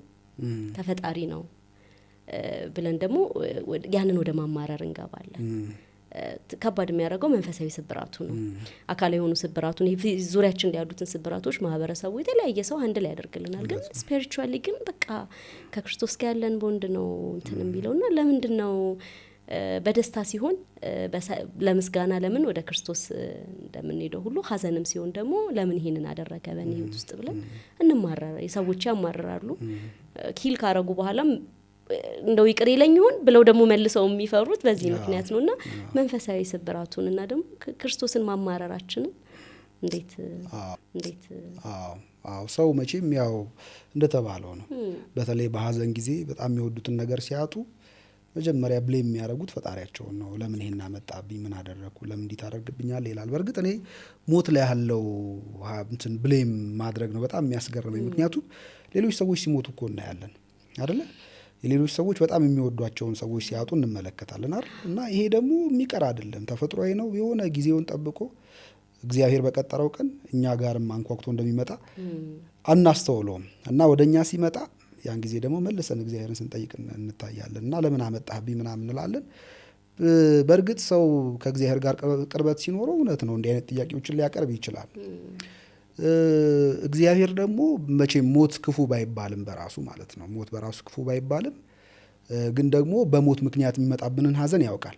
እግዚአብሔር ብቻ አይደለም የቤተ ክርስቲያን ራሱ አባቶች ስለዚህ ጉዳይ በደንብ በሪኮግኒሽን ነው እንትን የሚያደርጉት። ለምሳሌ ቅዱስ ባስልዮስ የተባለ የቤተ ክርስቲያናችን አባት 4ኛው ክፍለ ዘመን ላይ ነበረ ነው እና አንድ ደብዳቤ ጽፎ ነበር፣ የማጽናኛ ደብዳቤ። እና ደብዳቤውን የጻፈላት አንዲት ሴት ነች፣ ኔክታሪዮስ ለሚባል ሚስት የነበረች ሴት ነች። እና ይቺ ሴት በጣም የምትወደው ሃይማኖተኛ፣ በጣም በጎ ምግባር የነበረ ልጇን አጣች። እና ልጅ በማጣት ሀዘን በጣም ተሰብራ ነበር። ለዚህ ሴት ነው የሚያጽናና መልእክት የሚልክላት ቅዱስ ባስልዮስ። እና እዚህ መልእክቱ ላይ በጣም የሚያሳዝን ሀሳብ ያነሳል። ምን ይላል? ያጣሽው ነገር ትልቅ እንደሆነ እረዳለሁ ይላል። በጣም ትልቅ ነው ማጣቱ፣ በጣም ትልቅ ነው። ሀዘንሽም እንደዚሁ ከባድ እንደሆነ እረዳለሁ። ግን በዚሁ መጠን ደግሞ የእግዚአብሔርም ደግሞ ታላቅ የእግዚአብሔርም ስጦታ ደግሞ ሪዋርዱ ስጦታው ታላቅ እንደሆነ እንድታስበይ እፈልጋለሁ አለና ቅዱስ ባስልዮስ ምን ያደርጋል?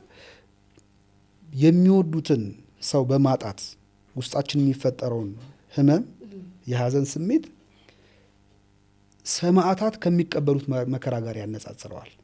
እና ሰማዕታት ስለ ሃይማኖታቸው ብለው አንገታቸውን በሰይፍ የሚቆረጡ አሉ፣ ደማቸው የሚያፈሱ አሉ አይደል? ልዩ ልዩ መከራ የሚቀበሉ ሰማዕታት አሉ፣ ወደ እሳት የሚጣሉ ሰዎች አሉና እነዚያ ሰዎች የሚሸከሙት መከራ አለ አይደል? የስጋ ህመም፣ ስቃይ አለ። ያን ህመም ያን ስቃይ ስለታገሱና ሃይማኖታቸውን ስላልካዱ እግዚአብሔር የሚሰጣቸው ደግሞ የሰማዕትነት ዋጋ አለው። ስለዚህ ምን ይላል ቅዱስ ባስልዮስ? ሰው የሚወደውን በማጣት የሚሰማው ውስጣዊ ስቃይ ልክ ሰማዕታት ስለ ሃይማኖታቸው ብለው መከራ ሲቀበሉ እንደሚሰማቸው አይነት ህመም፣ ስቃይ ነው። ለሰማዕታት እግዚአብሔር ስለዚህ ትዕግስታቸው ዋጋ እንደሚሰጣቸው እነዚህም ሰዎች በሚያልፉበት መከራ፣ የሀዘን፣ የውስጥ መጎዳት፣ ስብራት ውስጥ እግዚአብሔርን ካላማረሩ እግዚአብሔርን ካልካዱ ስለ ትዕግስታቸው ከሰማዕታት ዋጋ እሴት ተካፋዮች ያደርጋቸዋል ይላል። ስለዚህ በጣም የሚወደውን ሰው አጥቶ የሚያዝንና የሚያለቅስ ሰው ካለ፣ በጣም ውስጡ በሀዘን የሚሰቃይ ካለ ግን ያን ስለ እግዚአብሔር ብሎ የሚታገሰው ከሆነ፣ ያን ስለ እግዚአብሔር ብሎ እሸከመዋለሁ ቋቋመዋለሁ ብሎ የሚታገል ሰው ከሆነ እግዚአብሔር ይህን ሰው ለሰማዕታት ከሚሰጠው ዋጋ ተካፋይ እንዲሆን ያደርገዋል ማለት ነው። እና የሚሰማንንም ሀዘን በደንብ ሪኮግናይዝ የሚያደርግ አይደለ? ለሀዘናችንም ደግሞ በትክክል ዋጋ የሚሰጥ ጭምር ነውና ይሄን ይናገራል። ስለዚህ እግዚአብሔር በውስጣችን የሚፈጠርብንን የአእምሮ የስሜት መረበሽ ምናምን በደንብ አድርጎ እግዚአብሔር ያውቃል። በዛ ወቅት ደግሞ ጥያቄዎችን ማቅረባችንንም የስሜታችንን ስለሆነ እየተናገርን ያለ ነው። ለምን ብሎ እግዚአብሔር ሊቀጣን አይችልም። እና በመጽሐፍ ቅዱስ የተቀመጡ በጣም ብዙ ታሪኮች እኮ አሉ። ለምሳሌ ራሱ እግዚአብሔር ይላል ኑና እንዋቀስ የሚል ቃል አለ አይደል? አሁን እግዚአብሔር ምን የሚወቀስ ነገር አለው? ግን ሰው በልቡ ያለው ስሜቱን በእግዚአብሔር ፊት አውጥቶ እንዲናገር እግዚአብሔር ራሱ ይፈልጋል። ትክክለኛ ግንኙነት ማለት ሽንገላ የሌለበት ግንኙነት ነው። ብዙ ጊዜ የኛ ግንኙነት በእግዚአብሔር ፊት ልባችን እንኳን ተቀይሞ መቼም አንተ አትወቀስ አይደል?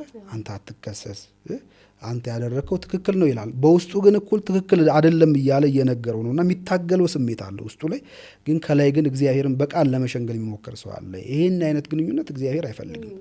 እግዚአብሔር ከነቢያቱ ጋር የነበረውን ግንኙነት ብትመለከቺ ነቢያት ለእግዚአብሔር ልክ እንደ ሕፃናት ልጆች ነበሩ።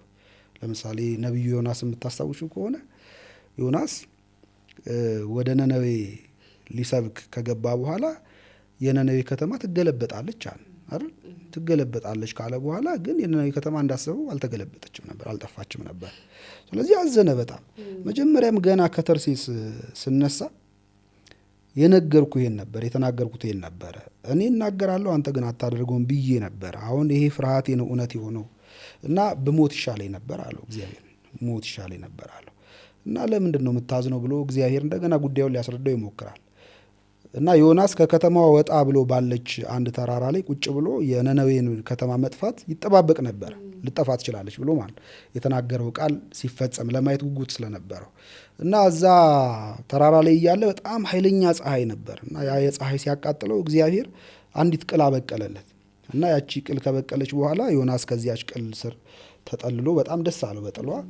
መልሳ ግን ያቺ ቅል ለካስ እድሜ የላትም፣ በአንድ ቀን በቅላ በአንድ ቀን ምጠፋ ነች። ስለዚህ ቅሏ ወዲያው ደርቃ ደግሞ ረግፋ ስትወድቅ ሲያይ በጣም ተበሳጨ። እንዴት ብሎ እግዚአብሔር ላይ ማዘን ጀመረ እና ለምንድን ነው የምትቆጣው ሲል እስከ ሞት ደርሼ እቆጣለሁ አለው። እግዚአብሔርም እስከ ሞት ደርሼ እቆጣለሁ ለምን አልቆጣም ብሎ እና ይሄን ስትመለከቱ በአንድ በሚወደድ ልጅና አይደል በአባት መካከል የሚደረግ ኮንቨርሴሽን ነው የሚመስለው። እና ነቢያቱ እንደዚህ ልባቸውን ለእግዚአብሔር ግልጽ ያደረጉ ነበሩ።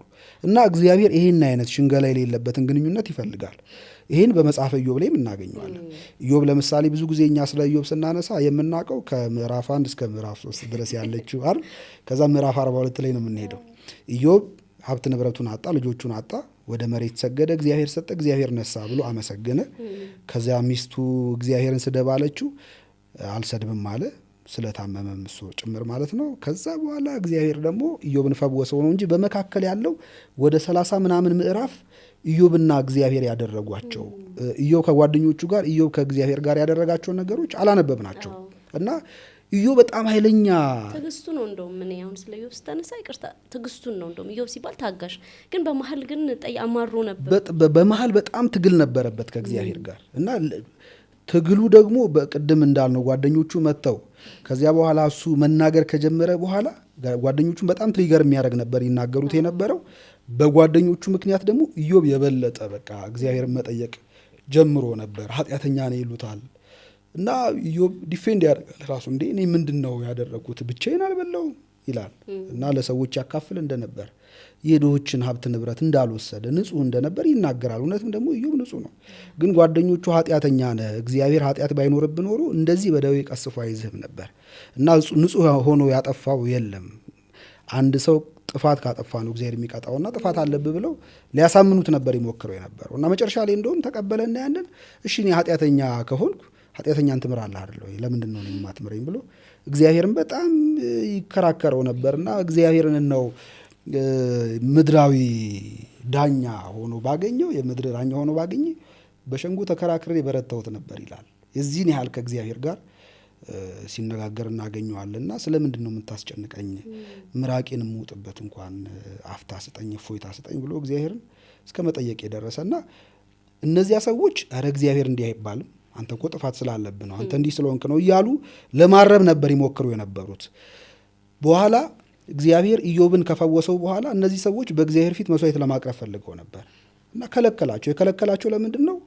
በባሪያዬ በኢዮብ ላይ የማይገባን ነገር ተናግራችኋል፣ ቅን ያልሆነን ነገር ተናግራችኋል ብሎ ነበር እግዚአብሔር የገሰጻቸው የነበረውና እግዚአብሔር ከሱ ጋር እንዲህ አይነት ግንኙነት እንዲኖረን ይፈልጋል። በመሃል ገብቶ አንዳንዶች ህግ አስጠባቂ አስከባሪ የሚመስሉ ሰዎች አሉ። ለምን እንደዚህ ትላለህ አንተ ከእግዚአብሔር ጋር ምናምን የሚሉ ሰዎች አሉና እነዚህ ሰዎች ጥንቃቄ ማድረግ ይገባቸዋል። ልክ የኢዮብን ጓደኞች አይነት ነው የሚመስሉት። ስለዚህ እግዚአብሔር ለድካማችን ስፔስ አለው አይደል? ለሰውነታችን ስፔስ አለው።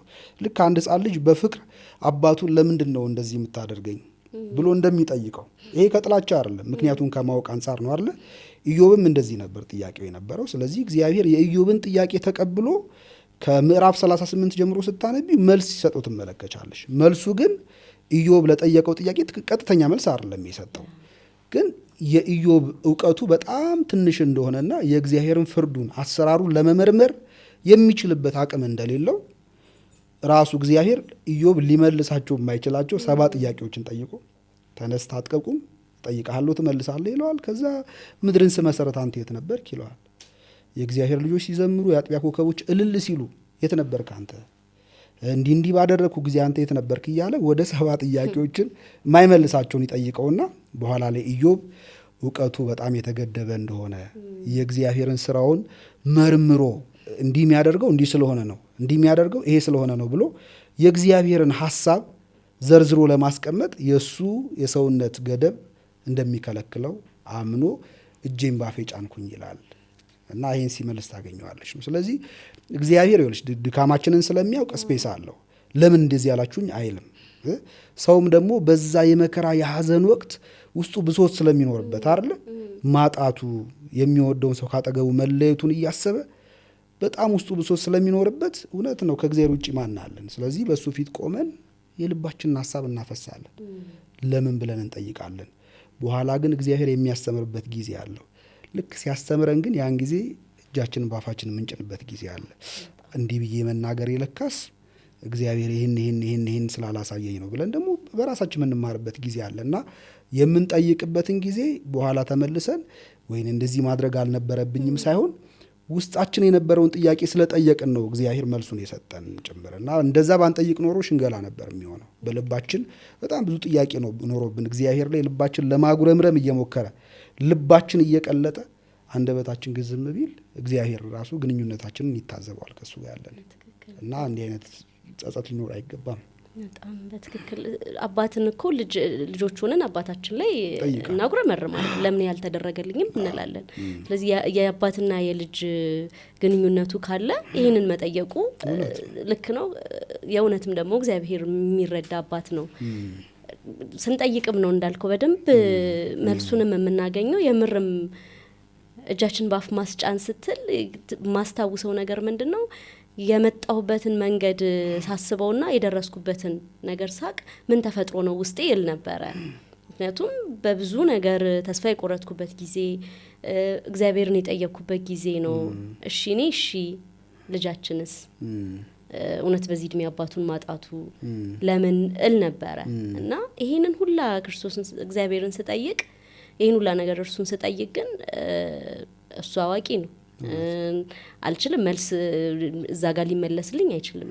ግን መልሱን መቼ ያገኘሁት ከሆነ ረጅም ጊዜያቶች በኋላ ግን ራሴን በጣም ደህና ሆኜ ሳገኘው አሁን ለሰዎች ማስረዳው አይደለም ውስጤ የነበረው ፕሮሰስና ድነትና እግዚአብሔር የምር በመጠየቅ ውስጥ ፍቅራችንን በመጠየቅ ውስጥ ደግሞ የኛን ነገር የሚያይበት ነው። ወደ እርሱ የምንቀርብበት ነው። ከዛም በኋላ ነው ነገሮችን ዓለምን የምናይባቸው ነገሮች እንደሚቀየሩ ሁሉ መንፈሳዊ የሆነው ጥንካሬያችን የሚመጣው አይ ቲንክ ከመጠየቅ ነው እና ስብራቱ ለመጠንከር ይመስለኛል። መንፈሳዊ ስብራቱ ለመዳን ለመጠንከር ይመስለኛል። በጣም ደስ የሚል ዲስከሽን ነው ያደረግን ያለ ነው። ሞትን ሐዘንን በዚህ ልክ መረዳት መቻላችን ራሱ ትልቅ ነገር ነውና በጣም ቆንጆ ነገር ነው ያካፈልከን ያለ ነው።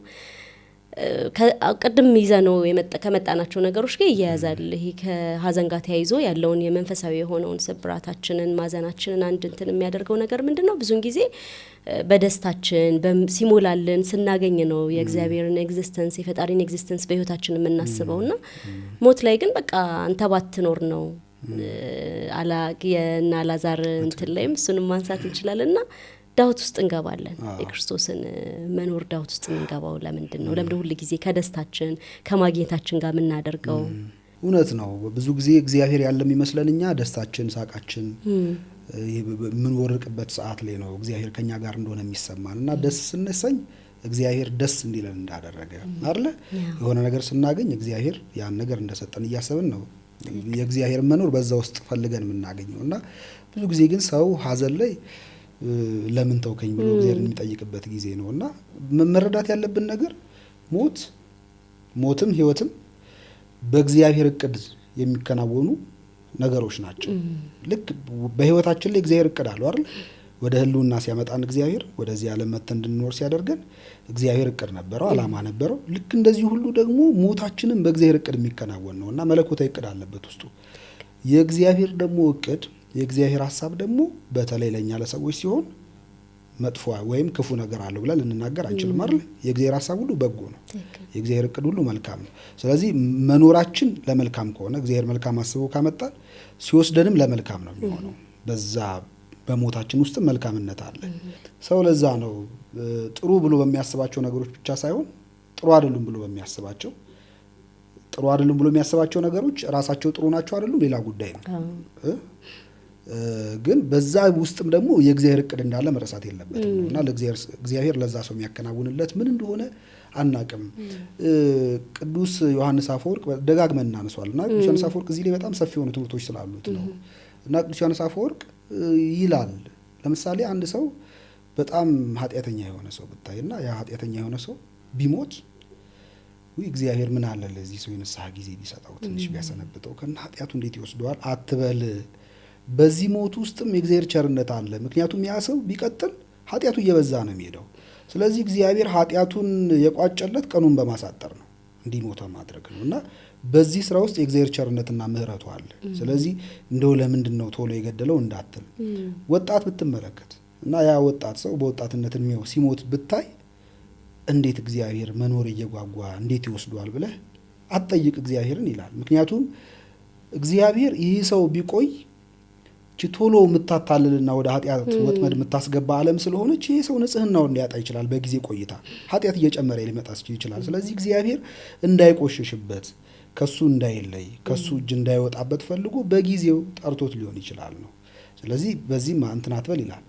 የሚወርስ ልጅ ከሞተብህ እና ወይኔ ወራሽ እኮ ነበረ እንዴት ወራሽን አጣለው ብለህ አትዘን ይላል። ምክንያቱም የትኛውን ንብረት ቢወስድ ይሻላል? የትኛውን ንብረት ቢወርስ ነው የሚሻለው? አንተ ያዘጋጀህለትን ታይቶ የሚጠፋውን ነገ በአንድ አጋጣሚ እንደነበር እንኳን ለማስታወስ የሚቸግረውን ንብረት ነው ወይስ እግዚአብሔር ያዘጋጀለትን ሰማያዊ የማያልፍ ዘላለማዊ የሆነ መንፈሳዊውን የትኛው ይሻላል ይላል። ስለዚህ እግዚአብሔር ያደረገው ለማይጠፋውና ለማያልፈው ለዘላለማዊ መንግስቱ ወራሽ ነው ያደረገውና ይሄን ማሰብ አለብን ይላል። ስለዚህ በእግዚአብሔር በእያንዳንዱ ስራዎች ውስጥ መልካም የሆነ ሐሳብ አለ እና ሞትም የሚከናወነው ቅድም እንዳልነው በመለኮታዊ እቅድ ከሆነ እግዚአብሔር አስቦ ከሆነ ያን ነገር የሚያደርገው።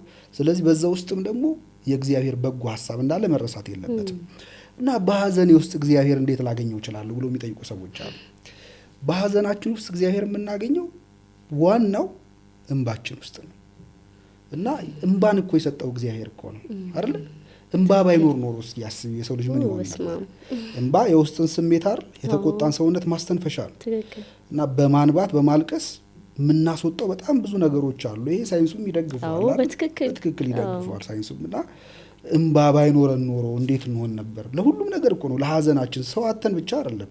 አንድ ሰው እኮ በቃ ውስጡ ሲጎሰቁልበት በጣም ውስጡ በኃጢአት ሲቆሽሽ ያ የቆሸሸውን ኃጢአቱን የሚያጥብበት እኮ ውሃው እንባም ጭምር ነው። እና ለዛ ነው ቅዱስ ባስልዮስ አቤቱ እንባን ስጠኝ ይላል። አንተን የሚያገለግል እንባን ስጠኝ ብሎ ይለምናል። ስለዚህ እግዚአብሔርን በተለይ በምንሰበርበት በሐዘናችን ጊዜ ፈልገን የምናገኘው እንባችን ውስጥ ነው። እና በትክክል አዝነን ያ የውስጥ ስሜታችን የተቆጣው ማንነት እንዲተነፍስ እንዲበርድ የሚያደርገው እግዚአብሔር ነው። አንድ እንትን አለ። አዳም ልጁ አቤል ሲሞትበት ደንግጦ ነበር። ከዚያ በፊት ማንም አልሞተበትም አዳም። እና በድንጋጤና በሐዘን ሰውነቱ ተቆጥቶ ተነፋፍቶ ነበር። በኋላ ግን ይሄን ቁጣውን ያስተነፈሰው በለቅሶ ነው። አዝኖ አልቅሶ ማለት ነው። እና በሐዘን ውስጥ ያለ እንባ በጣም በጣም ትልቅ ጉልበት አለው። እና እንባ ብዙ ይናገራል። የሚፈስ እንባ ብዙ ይናገራል፣ ብዙ ያጽናናልን ጭምር።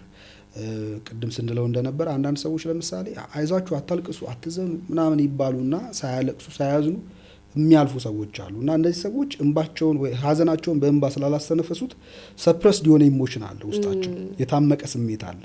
ያ የታመቀ ስሜት መጨረሻ ላይ ይሰብራቸዋል። እነሱ ራሳቸው ማዘን ባለባቸው ጊዜ ማዘን ስላልቻሉ ያ ስሜት እያደገ ይመጣና መጨረሻ ላይ ከህይወት ሁላ ነው የሚያስወጣቸው አይደል? ራሳቸውን ጥለው ተሰብረው ከማህበረሰብ ተገለው ቤታቸውን ዘግተው ቆልፈው ጨለማ ውስጥ ተቀምጠው ምናምን እናገኛቸዋለን። ይሄ እግዚአብሔር የሰጣቸውን ጸጋ ስላልተጠቀሙበት ነው፣ እንባን በጊዜው ማዘን ስላልቻሉም ጭምር ነው። እና እግዚአብሔርን በመከራችን ጊዜ የምናገኘው በእንባ ሀዘናችንን ቁጣችንን እንዲያስተነፍስልን በማድረጉም ጭምር ነው። እና አለ እግዚአብሔር እንባችንን ብንፈልግ እናገኘዋለን። እንገርም ነው በጣም ሂሊንግ ዊዝ ሌኒ በዚህ ነው ኢንስፓየርድ የሆነውና ምክንያቱም እኔ ባለፍኩበት መንገድ ያለፈች ተመሳሳይ ስቶሪ ያለን እናት ከረጅም ጊዜ በኋላ ሀዘኑ ከገጠማት ከረጅም አመታት በኋላ ልክ መርዶ ስንረዳ በነበረን ኢነርጂ ነው ስታወራኝ የነበረው። በሌላ ፕላትፎርም ነው የተገናኘ ነው፣ ግን አጋጣሚ ስናወራ በቃ ማልቀስ ነው የፈለገችውና ይሄን የምታለቅስበትን ጊዜና ቦታ ሁኔታ ግን የሚያመቻችላት ኢንቫይሮንመንት አልነበረም።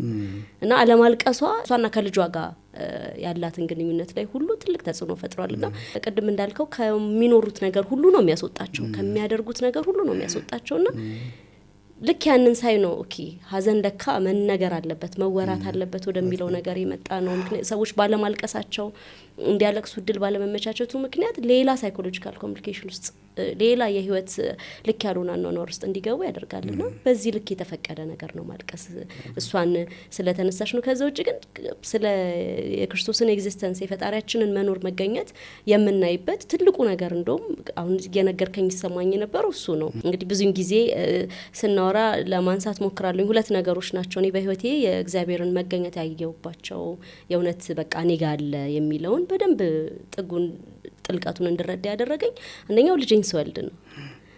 ያ በቃ ተአምር ነው፣ ትልቅ ተአምር ነው። ሊነገር ሊወራ ሊታሰብ የማይችል ነገር ነው። ምን ውስጤ ፕሮሰስ እየሆነ እንዳለ አላቅም። እግዚአብሔር ልጅን ሲያሳቅፈኝ መገኘቱና ምን ሁለተኛው ግን ሀዘኔ ነበረ። ሀዘኑን ግን መቼ ነው እንደሱ የተረዳሁት? ካለፈ በኋላ ነው። በጣም ከረጅም ጊዜ በኋላ ልክ ከዛ ሀዘን መውጣቴን ያኔ የመጀመሪያ ቀን የተሰማኝን ስሜትና ከአመታት በኋላ ደግሞ የተሰማኝን ስሜት ሳየው ለካ እግዚአብሔር ከኔ ጋር ነው። ምክንያቱም አጠገቤ ያሉ ሰዎች የሚችሉትን ሁሉ ቢሞክሩም የኔን አእምሮ የኔን ሁኔታ የኔን ጊዜ ግን ያውቅ የነበረው እግዚአብሔር ነው። ግን በሰዓቱ አይመስልም፣ እውነት ለመናገር አይመስልም። በቃ ክርስቶስ ቢኖር ይሄ አይሆንም ነበር እያልኩኝ አማረር ነበርና ኃይሉን መገኘቱን አቅሙን የምናይበት አይ ቲንክ ሀዘንም ነውና ብዙዎቹም ሰዎች ይሄንን ነገር ሲሰሙ እንግዲህ በተሻለ መልኩ ይረዱታል ብዬ አስባለሁ። በጣም ነው ማመሰግነው አቢል ለነበረን ነገር። ግን በመጨረሻ አሁን ልክ ግሪፍን ስናስብ ወይም ደግሞ ስለ ሀዘን እናወራ ስለ ሀዘን እንነጋገር ብለን ስናስብ ሁለት ሰዎችን እናስባለን። አንደኛው በሀዘን ውስጥ የሚያልፉትን፣ ሁለተኛ ደግሞ አጽናኞቻችንን። በሀዘን ውስጥ የሚያልፉት እንግዲህ ቅድም እንዳልነው ከእግዚአብሔር ጋር ባላቸው ኮኔክሽን ይሄ በመንፈስ የሆነው ስብራቱ ዲን ያሉን ለማህበረሰቡ እናድርገውና ግን መንፈስ የሆነውን ስብራት ከዛ በኋላ ደግሞ ከዳኑ በኋላ ደግሞ ተመልሰው ደግሞ እንደው እግዚአብሔር ይቅር ይለኛውን ያን አማርሬ ይሄን ብየው ምክንያቱም ህይወትን ለማማረር በቂ ምክንያት አለን ተብሎ ስለሚታሰብ ያሉትን ነገሮች ሁሉ የምንጠቀመው በዛ መልኩ ነውና ማህበረሰባችንም በቃ ቶሎ አልቅሰው ምናምን እንዲወጡ ነው የሚያደርጋቸውና አንደኛ በሀዘን ውስጥ ለሚያልፉ ሰዎች እንደው ምትልልን ነገር ካለ ከዛ ደግሞ ለአጽናኞቹ ደግሞ በሀዘን ውስጥ የሚያልፉ ሰዎችን ሁኔታ በመረዳት በምን አይነት መልኩ ብናጽናና እንዴትስ ቢሆን ለነዚህ ሁለቱ የሚሆን አጠቃላይ ጥሩ ያው መርሳት የሌለብን ነገር ምንድነው ቅድም እንዳልነው በመከራችንና በስብራታችን ጊዜ እግዚአብሔር ከኛ ጋር እንደሆነ እና የመጽናናት አምላክ ይላል መጽሐፍ ቅዱስ እግዚአብሔር። ስለዚህ እግዚአብሔር የመጽናናት አምላክ ነው፣ የሚያጽናና ነው። እውነተኛ መጽናናት የሚገኘው ከእርሱ ነው። ደግሞ በተለይኛው ያለነው በሐዲስ ኪዳን ስለሆነ የሚያጽናኑን ካጠገባችን የሚሆኑን ቅዱሳን እግዚአብሔር ሰጥቶናል። ለምሳሌ እመቤታችንን ማንሳት እንችላለን። እመቤታችን ቅድስት ድንግል ማርያም የምትወደው ያለ አባት በድንግልና የወለደችው በብዙ መከራ ያሳደገችው አንድ ልጇን ነው በዛ ሁሉ ስቃይና መከራ ያጣችው አይደለ? ወይም የሞተባት ማለት ነውና እንግዲህ ልጅ ታሞ እኮ ሊሞት ይችላል አይደል? ለዚያ ነው የእመቤታችን ትዕግስት ይፈድፈደ ትዕግስት ኢዮብ ብሎ ሊቁ ያመሰግናታል። ያንቺ ትዕግስት ከኢዮብ ትዕግስት የሚበልጥ ነው ይላል። ምክንያቱም ኢዮብ እውነት ነው። የኢዮብ ትዕግስትን አሁን ተናግረን እኛ መዝለቅ አንችልም። ምክንያቱም ኢዮብ የሚወዳቸው 10 ልጆቹን በአንድ ቀን ነው ያጣው። ግን ቢያንስ ኢዮብ ሲሞቱ አጠገባቸው አልነበረም አይደል? ሞቱ ተብሎ ተነገረው እንጂ ሲሞቱ አጠገባቸው አልነበረም።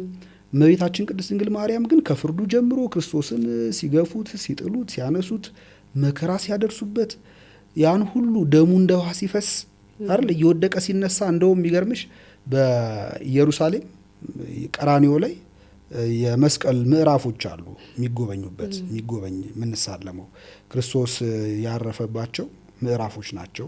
ስቴሽንስ ኦፍ ዘ ክሮስ ተብሎ ይጠራሉ። እና ከነዚያ ምዕራፎች መካከል አንደኛው ክርስቶስ መስቀሉን ተሸክሞ ሲወድቅ ከእናቱ ጋር የተያየበት አይን ለአይን የተያየበት ቦታ አለ። እና እመቤታችን ቅድስት ድንግል ማርያም ክርስቶስ መከራ ሲቀበል፣ ሲንገላታ፣ ሲተፋበት፣ ሲጠሉት አይደል ሲያንጓጥጡ አይታለች ባይኗ። ከዛ ወደ መስቀል ዕርቃኑን ሲያወጡት አይታለች እመቤታችን ቅድስት ድንግል ማርያም። እና ያን ሁሉ ስላየች የሐዘንን ጥግ ታውቋለች እመቤታችን ቅድስት ድንግል ማርያም። ስለዚህ በሐዘናችን ጊዜ እመቤታችን ታዝንልናለች አይደል? ትረዳናለች። በሐዘናችን ጊዜ ከኛ ጋር ነች። ስለዚህ የሚያጽናኑን ቅዱሳን አሉልን፣ የእኛን ድካም በደንብ የሚያውቁ ማለት ነው። የእግዚአብሔር መንፈስ አለ ከኛ ጋር አይደል? የእግዚአብሔር መንፈስ ከኛ ጋር አለ። እሱም ደግሞ ያጸናል፣ ያበረታናል በሚገባ። ስለዚህ እግዚአብሔር ከኛ ጋር እንደሆነ ለአፍታም ቢሆን መጠራጠር የለብንም። አንደኛ እሱ ነው። ሁለተኛ ደግሞ ሞት ላይ ያለን ግንዛቤያችንን በጣም ማስተካከል የሚገባን ይመስለኛል። ቅዱስ ዮሐንስ አፈወርቅ ምን ይላል? ይሄ የዴዝ ቤድ ላይ ሆኖ በቃ ሊሞት የመጨረሻው የህይወቱ ጫፍ ላይ ሆኖ አልጋ ላይ ተኝቶ ያለውን ሰው አጠገቡ ሆነ አትረብሸው ይላል።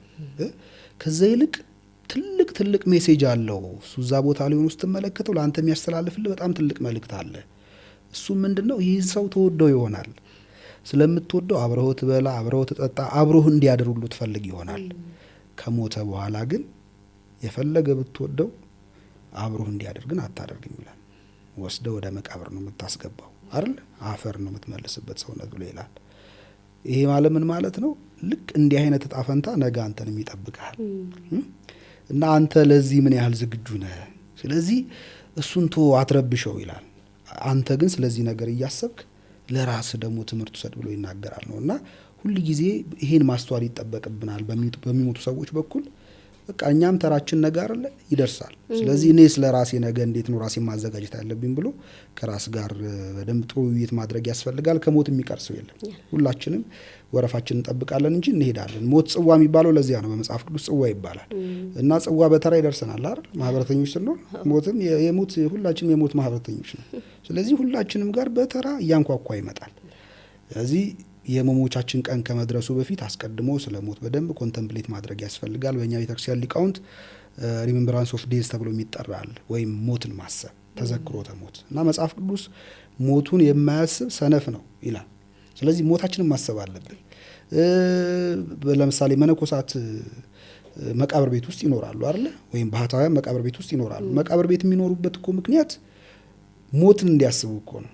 እና አንዳንድ ለምሳሌ መቃርስ የተባለ የቤተክርስቲያናችን አባት የሚንተራሰው የሰው ራስ ቅል ነበር እና ሁሉ ጊዜ ያችን ራስ ቅል ይዟት ይዞር ነበር። እና ይሄ ምንድነው? ለራሱ የሚነግረው ነበር። ነገ ይሄን ትሆናለህ እያለ ለራሱ ይነግረው ነበርና ይሄ ሰው በቃ ሞቱን ሲያስብ ራሱን ዝግጁ እንዲያደርግም ጭምር ነው። እና ዮሐንስ አፈወርቅ እንደውም ከሞት የበለጠ የሚያስፈራው ኃጢአት ነው ይላል። ሰው ግን መፍራት የሌለበትን ትቶ መፍራት ያለበትን ነገር ነው ሳይፈራ የምትመለከችው። እና ሞት አያስፈራም፣ ኃጢአት ግን ያስፈራል ይላል። ምክንያቱም ኃጢአት ሰርተን ከሞትን በኋላ የሚጠብቀን ሲኦል ነው። እና የሲኦልን መራርነቱን ብናውቅ ኖሮ ሞትን ሳይሆን ኃጢአትን ነበር ምንፈራው ይላል ዮሐንስ አፈወርቅ።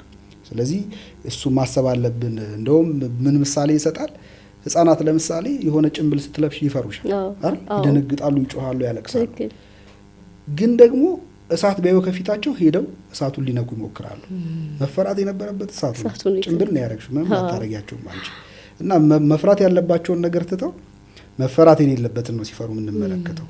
እና መፈራት የነበረበት ኃጢአት ነው እንጂ ሞት አልነበረም። ኃጢአትን የሚፈሩ ይላል ቅዱስ ዮሐንስ አፈወርቅ ሞትን አይፈሩም። ሞትን የሚፈሩ ደግሞ ኃጢአትን ደግሞ ሳይፈሩ ትመለከቻቸዋለሽ ነው። እና እሱን መፍራት ያስፈልጋል ነው። ስለዚህ የሞትን ትርጉም ማወቅ ያስፈልጋል። መሸጋገሪያ ድልድይ ነው ሞት በሐዲስ ኪዳን። ቅድም አላልንም? አንድ ቅዱስ ጳውሎስ ያለውን ቃል ላስታውስ። እዚህ ቆሮንቶስ መልእክቱ ላይ ቅዱስ ጳውሎስ ምን ይላል? ሞት በሕይወት ተዋጠ ይላል። ሞት በህይወት ተዋጠ። ስለዚህ በሐዲስ ኪዳን ሞትን ፈልገሽ የምታገኘው ህይወት ውስጥ ነው፣ ተውጦ ማለት ነው። ስለዚህ በሐዲስ ኪዳን ህይወት በዝቷል፣ ሞት ደግሞ አንሷል። ይህንን በምሳሌ ሲያስተምሩን ሊቃውንት ለምሳሌ አንቺ ወደ ገበያ ሄደሽ 1 ኩንታል ጤፍ ልትገዢ ትቻለሽ። እዚህ 1 ኩንታል ጤፍ ከተገዛ በኋላ ሲበጠር አይደል ሲለቀም ደግሞ ከውስጡ የሚወጣ ቆሻሻ ይኖራል። ከውስጡ የሚወጣ ትንሽ ቆሻሻ ስላለ በሚቀጥለው ጊዜ ጤፍ ለመግዛት ስትሄጂ የት ነው የምትሄጂው ብለው ቢጠይቁሽ 1 ኩንታል ጤፍ ከቆሻሻ ጋር ልገዛ ነው ብለሽ ነው የምትናገር አይደለም። ምክንያቱም ያ ትንሽ ቆሻሻ በብዙ ጤፍ ስለተዋጠ ጤፍ ልገዛ ነው የሚሄደው ነው የምትይው። ስለዚህ በሐዲስ ኪዳን ሞት በህይወት ተውጦ ስላለ ሊቃውንት ራሱ በሐዲስ ኪዳን ሞት የለም ይላሉ። ሞት የለም የሚሉት ሞትን ራሱ ፈልገን የምናገኘው ህይወት ውስጥ ነው። ሞት ራሱ ከዚህኛው ህይወት ወደሚቀጥለው ህይወት የምንሸጋገርበት ድልድያችን ወይም የምንገባበት በራችን ነው ይላል። በኦሪት የነበረው ሞት ከዚህ ዓለም ወደ ሲኦል የሚያሻግር ነበር። በሐዲስ ኪዳን ያለው ሞት ግን ከዚህኛው ህይወት ወደሚቀጥለው ህይወት ወደ ዘላለማዊ ህይወት የምንሻገርበት ድልድያችን መንገባበት በራችንም ጭምር ነው። ስለዚህ ሞት በሐዲስ ኪዳን ይህን ያህል ነው፣ አቅሙ ነው። ስለዚህ የሞቱት ሰዎች በቃ ጨርሶ ከዚህ በኋላ እንደማናገኛቸው አስበን ልንሰበር ልናዘን አይገባንም። ሁሉ ጊዜ ሰውን ስንወድ ሰው ሊለየ እንደሚችል ማሰብ አለብን። አውግስቲኖስ የተባለ የሂፖ ሊቀ ጳጳስ በጣም የሚወደው ጓደኛው ነበር እና ጓደኛው ልክ ሞተበት እና ሲሞትበት ወጥቶ ሀገር ቀይሮላ ነበር። ወደ ካርቴጅ ወይም ቅርጣግና ሄዶ ነበር ከነበረበት እና በኋላ በዚህ ኮንፌሽን በሚባል መጽሐፉ ላይ ሲናገር ምን ይላል? ጥፋቱ የኔ ነው ይላል እና ወንድሜን እንደማይሞት አድርጌ ነበር ወዶ የነበረው ይላል እና ሲሞት በቃ ሁሉ ነገር ተቃወሰበት። እና አጠገባችን ያሉትን ሰዎች ስንወድ እንደማይሞቱ አድርገን መውደድ የለብን። ምክንያቱም ልክ የሞቱ ቀን ከእግዚአብሔር ጋር መጣላት ራሳችንን ማጣት እንጀምራለን። ስለዚህ የትኛውም ሰው የተቀጠረለት ቀን አለ የሞት። ስለዚህ እንደሚሞት እያሰብን ሰውን መውደድ ያስፈልጋል ነውና ይሄንን ነው ነገር። በጣም ነው ማመሰግነው የእውነት ሞት ሀዘን በየቀኑ የሚገጥመን የምናየው ነገር ግን ደግሞ በደንብ ያላወራንበት በደንብ ያልተነገረን በቃ በእንባ ይዟችሁ ተብሎ የሚታለፍ ግን ደግሞ በውስጥ ብዙ አይነት ስብራቶችን ይዞ የሚመጣ የህይወት አንድ አካል ነውና ይህንን ጥልቅ የሆነ ነገር በዚህ ልክ ከተረዳውና ከሚረዳው ሰው ጋር ማውራቴ እንዲህ አይነት እውቀቶችን መጋራቴ ለኔ በጣም ትልቅ ኩራት ነው። የእውነት በጣም ነው ደስ ያለኝ። ደስ ብሎኛል። በነበረን ቆይታ ደግሞ ገና ብዙ አሉ። ሞትን ሀዘንን ስናነሳ ደግሞ አሁን እንዳየነው በጣም ጥልቅ የሆኑ ነገሮችን ነው እየነካን የመጣ ነውና መንፈሳዊ ከሆነው ነገር ጋር ያይዘህ በዚህ ልክ እንድንረዳ ስላረከን ጥሬንም ማክበረ ስለመጣ የእውነት እጅግ በጣም አመሰግናለሁ። እኔም በጣም አመሰግናለሁ። ያው ሞት በጣም ሰፊ እና ትልቅ ርዕሰ ጉዳይ ነው። ያው ስለ ሞት ሲነሳ ብዙ ጊዜ ደስ አይልምና ግን ደግሞ የሰው ልጆች ጥያቄም ጭምር ነው። ለመኖራችን በራሱ አንደኛው ምክንያት እንዲኖረው ያደረገው ሞታችንም ጭምር ነውና ሰው ባይሞት ኖሮ ህይወት ምንድነች ከየት መጣው ብሎ አይጠይቅም ነበርና በጣም ትልቅ ፊሎሶፊካሊ የሆነ በሃይማኖትም በጣም ሰፊ ቦታ የሚሰጠውን ጉዳይን ያነሳ ነው። በሌላ ጊዜ ደግሞ ተጨማሪ ሀሳቦችን አንስተን እንወያያለን። ስለጠራሽኝ አመሰግናለሁ። ደስ ይለኛል። እጅግ በጣም አመሰግናለሁ።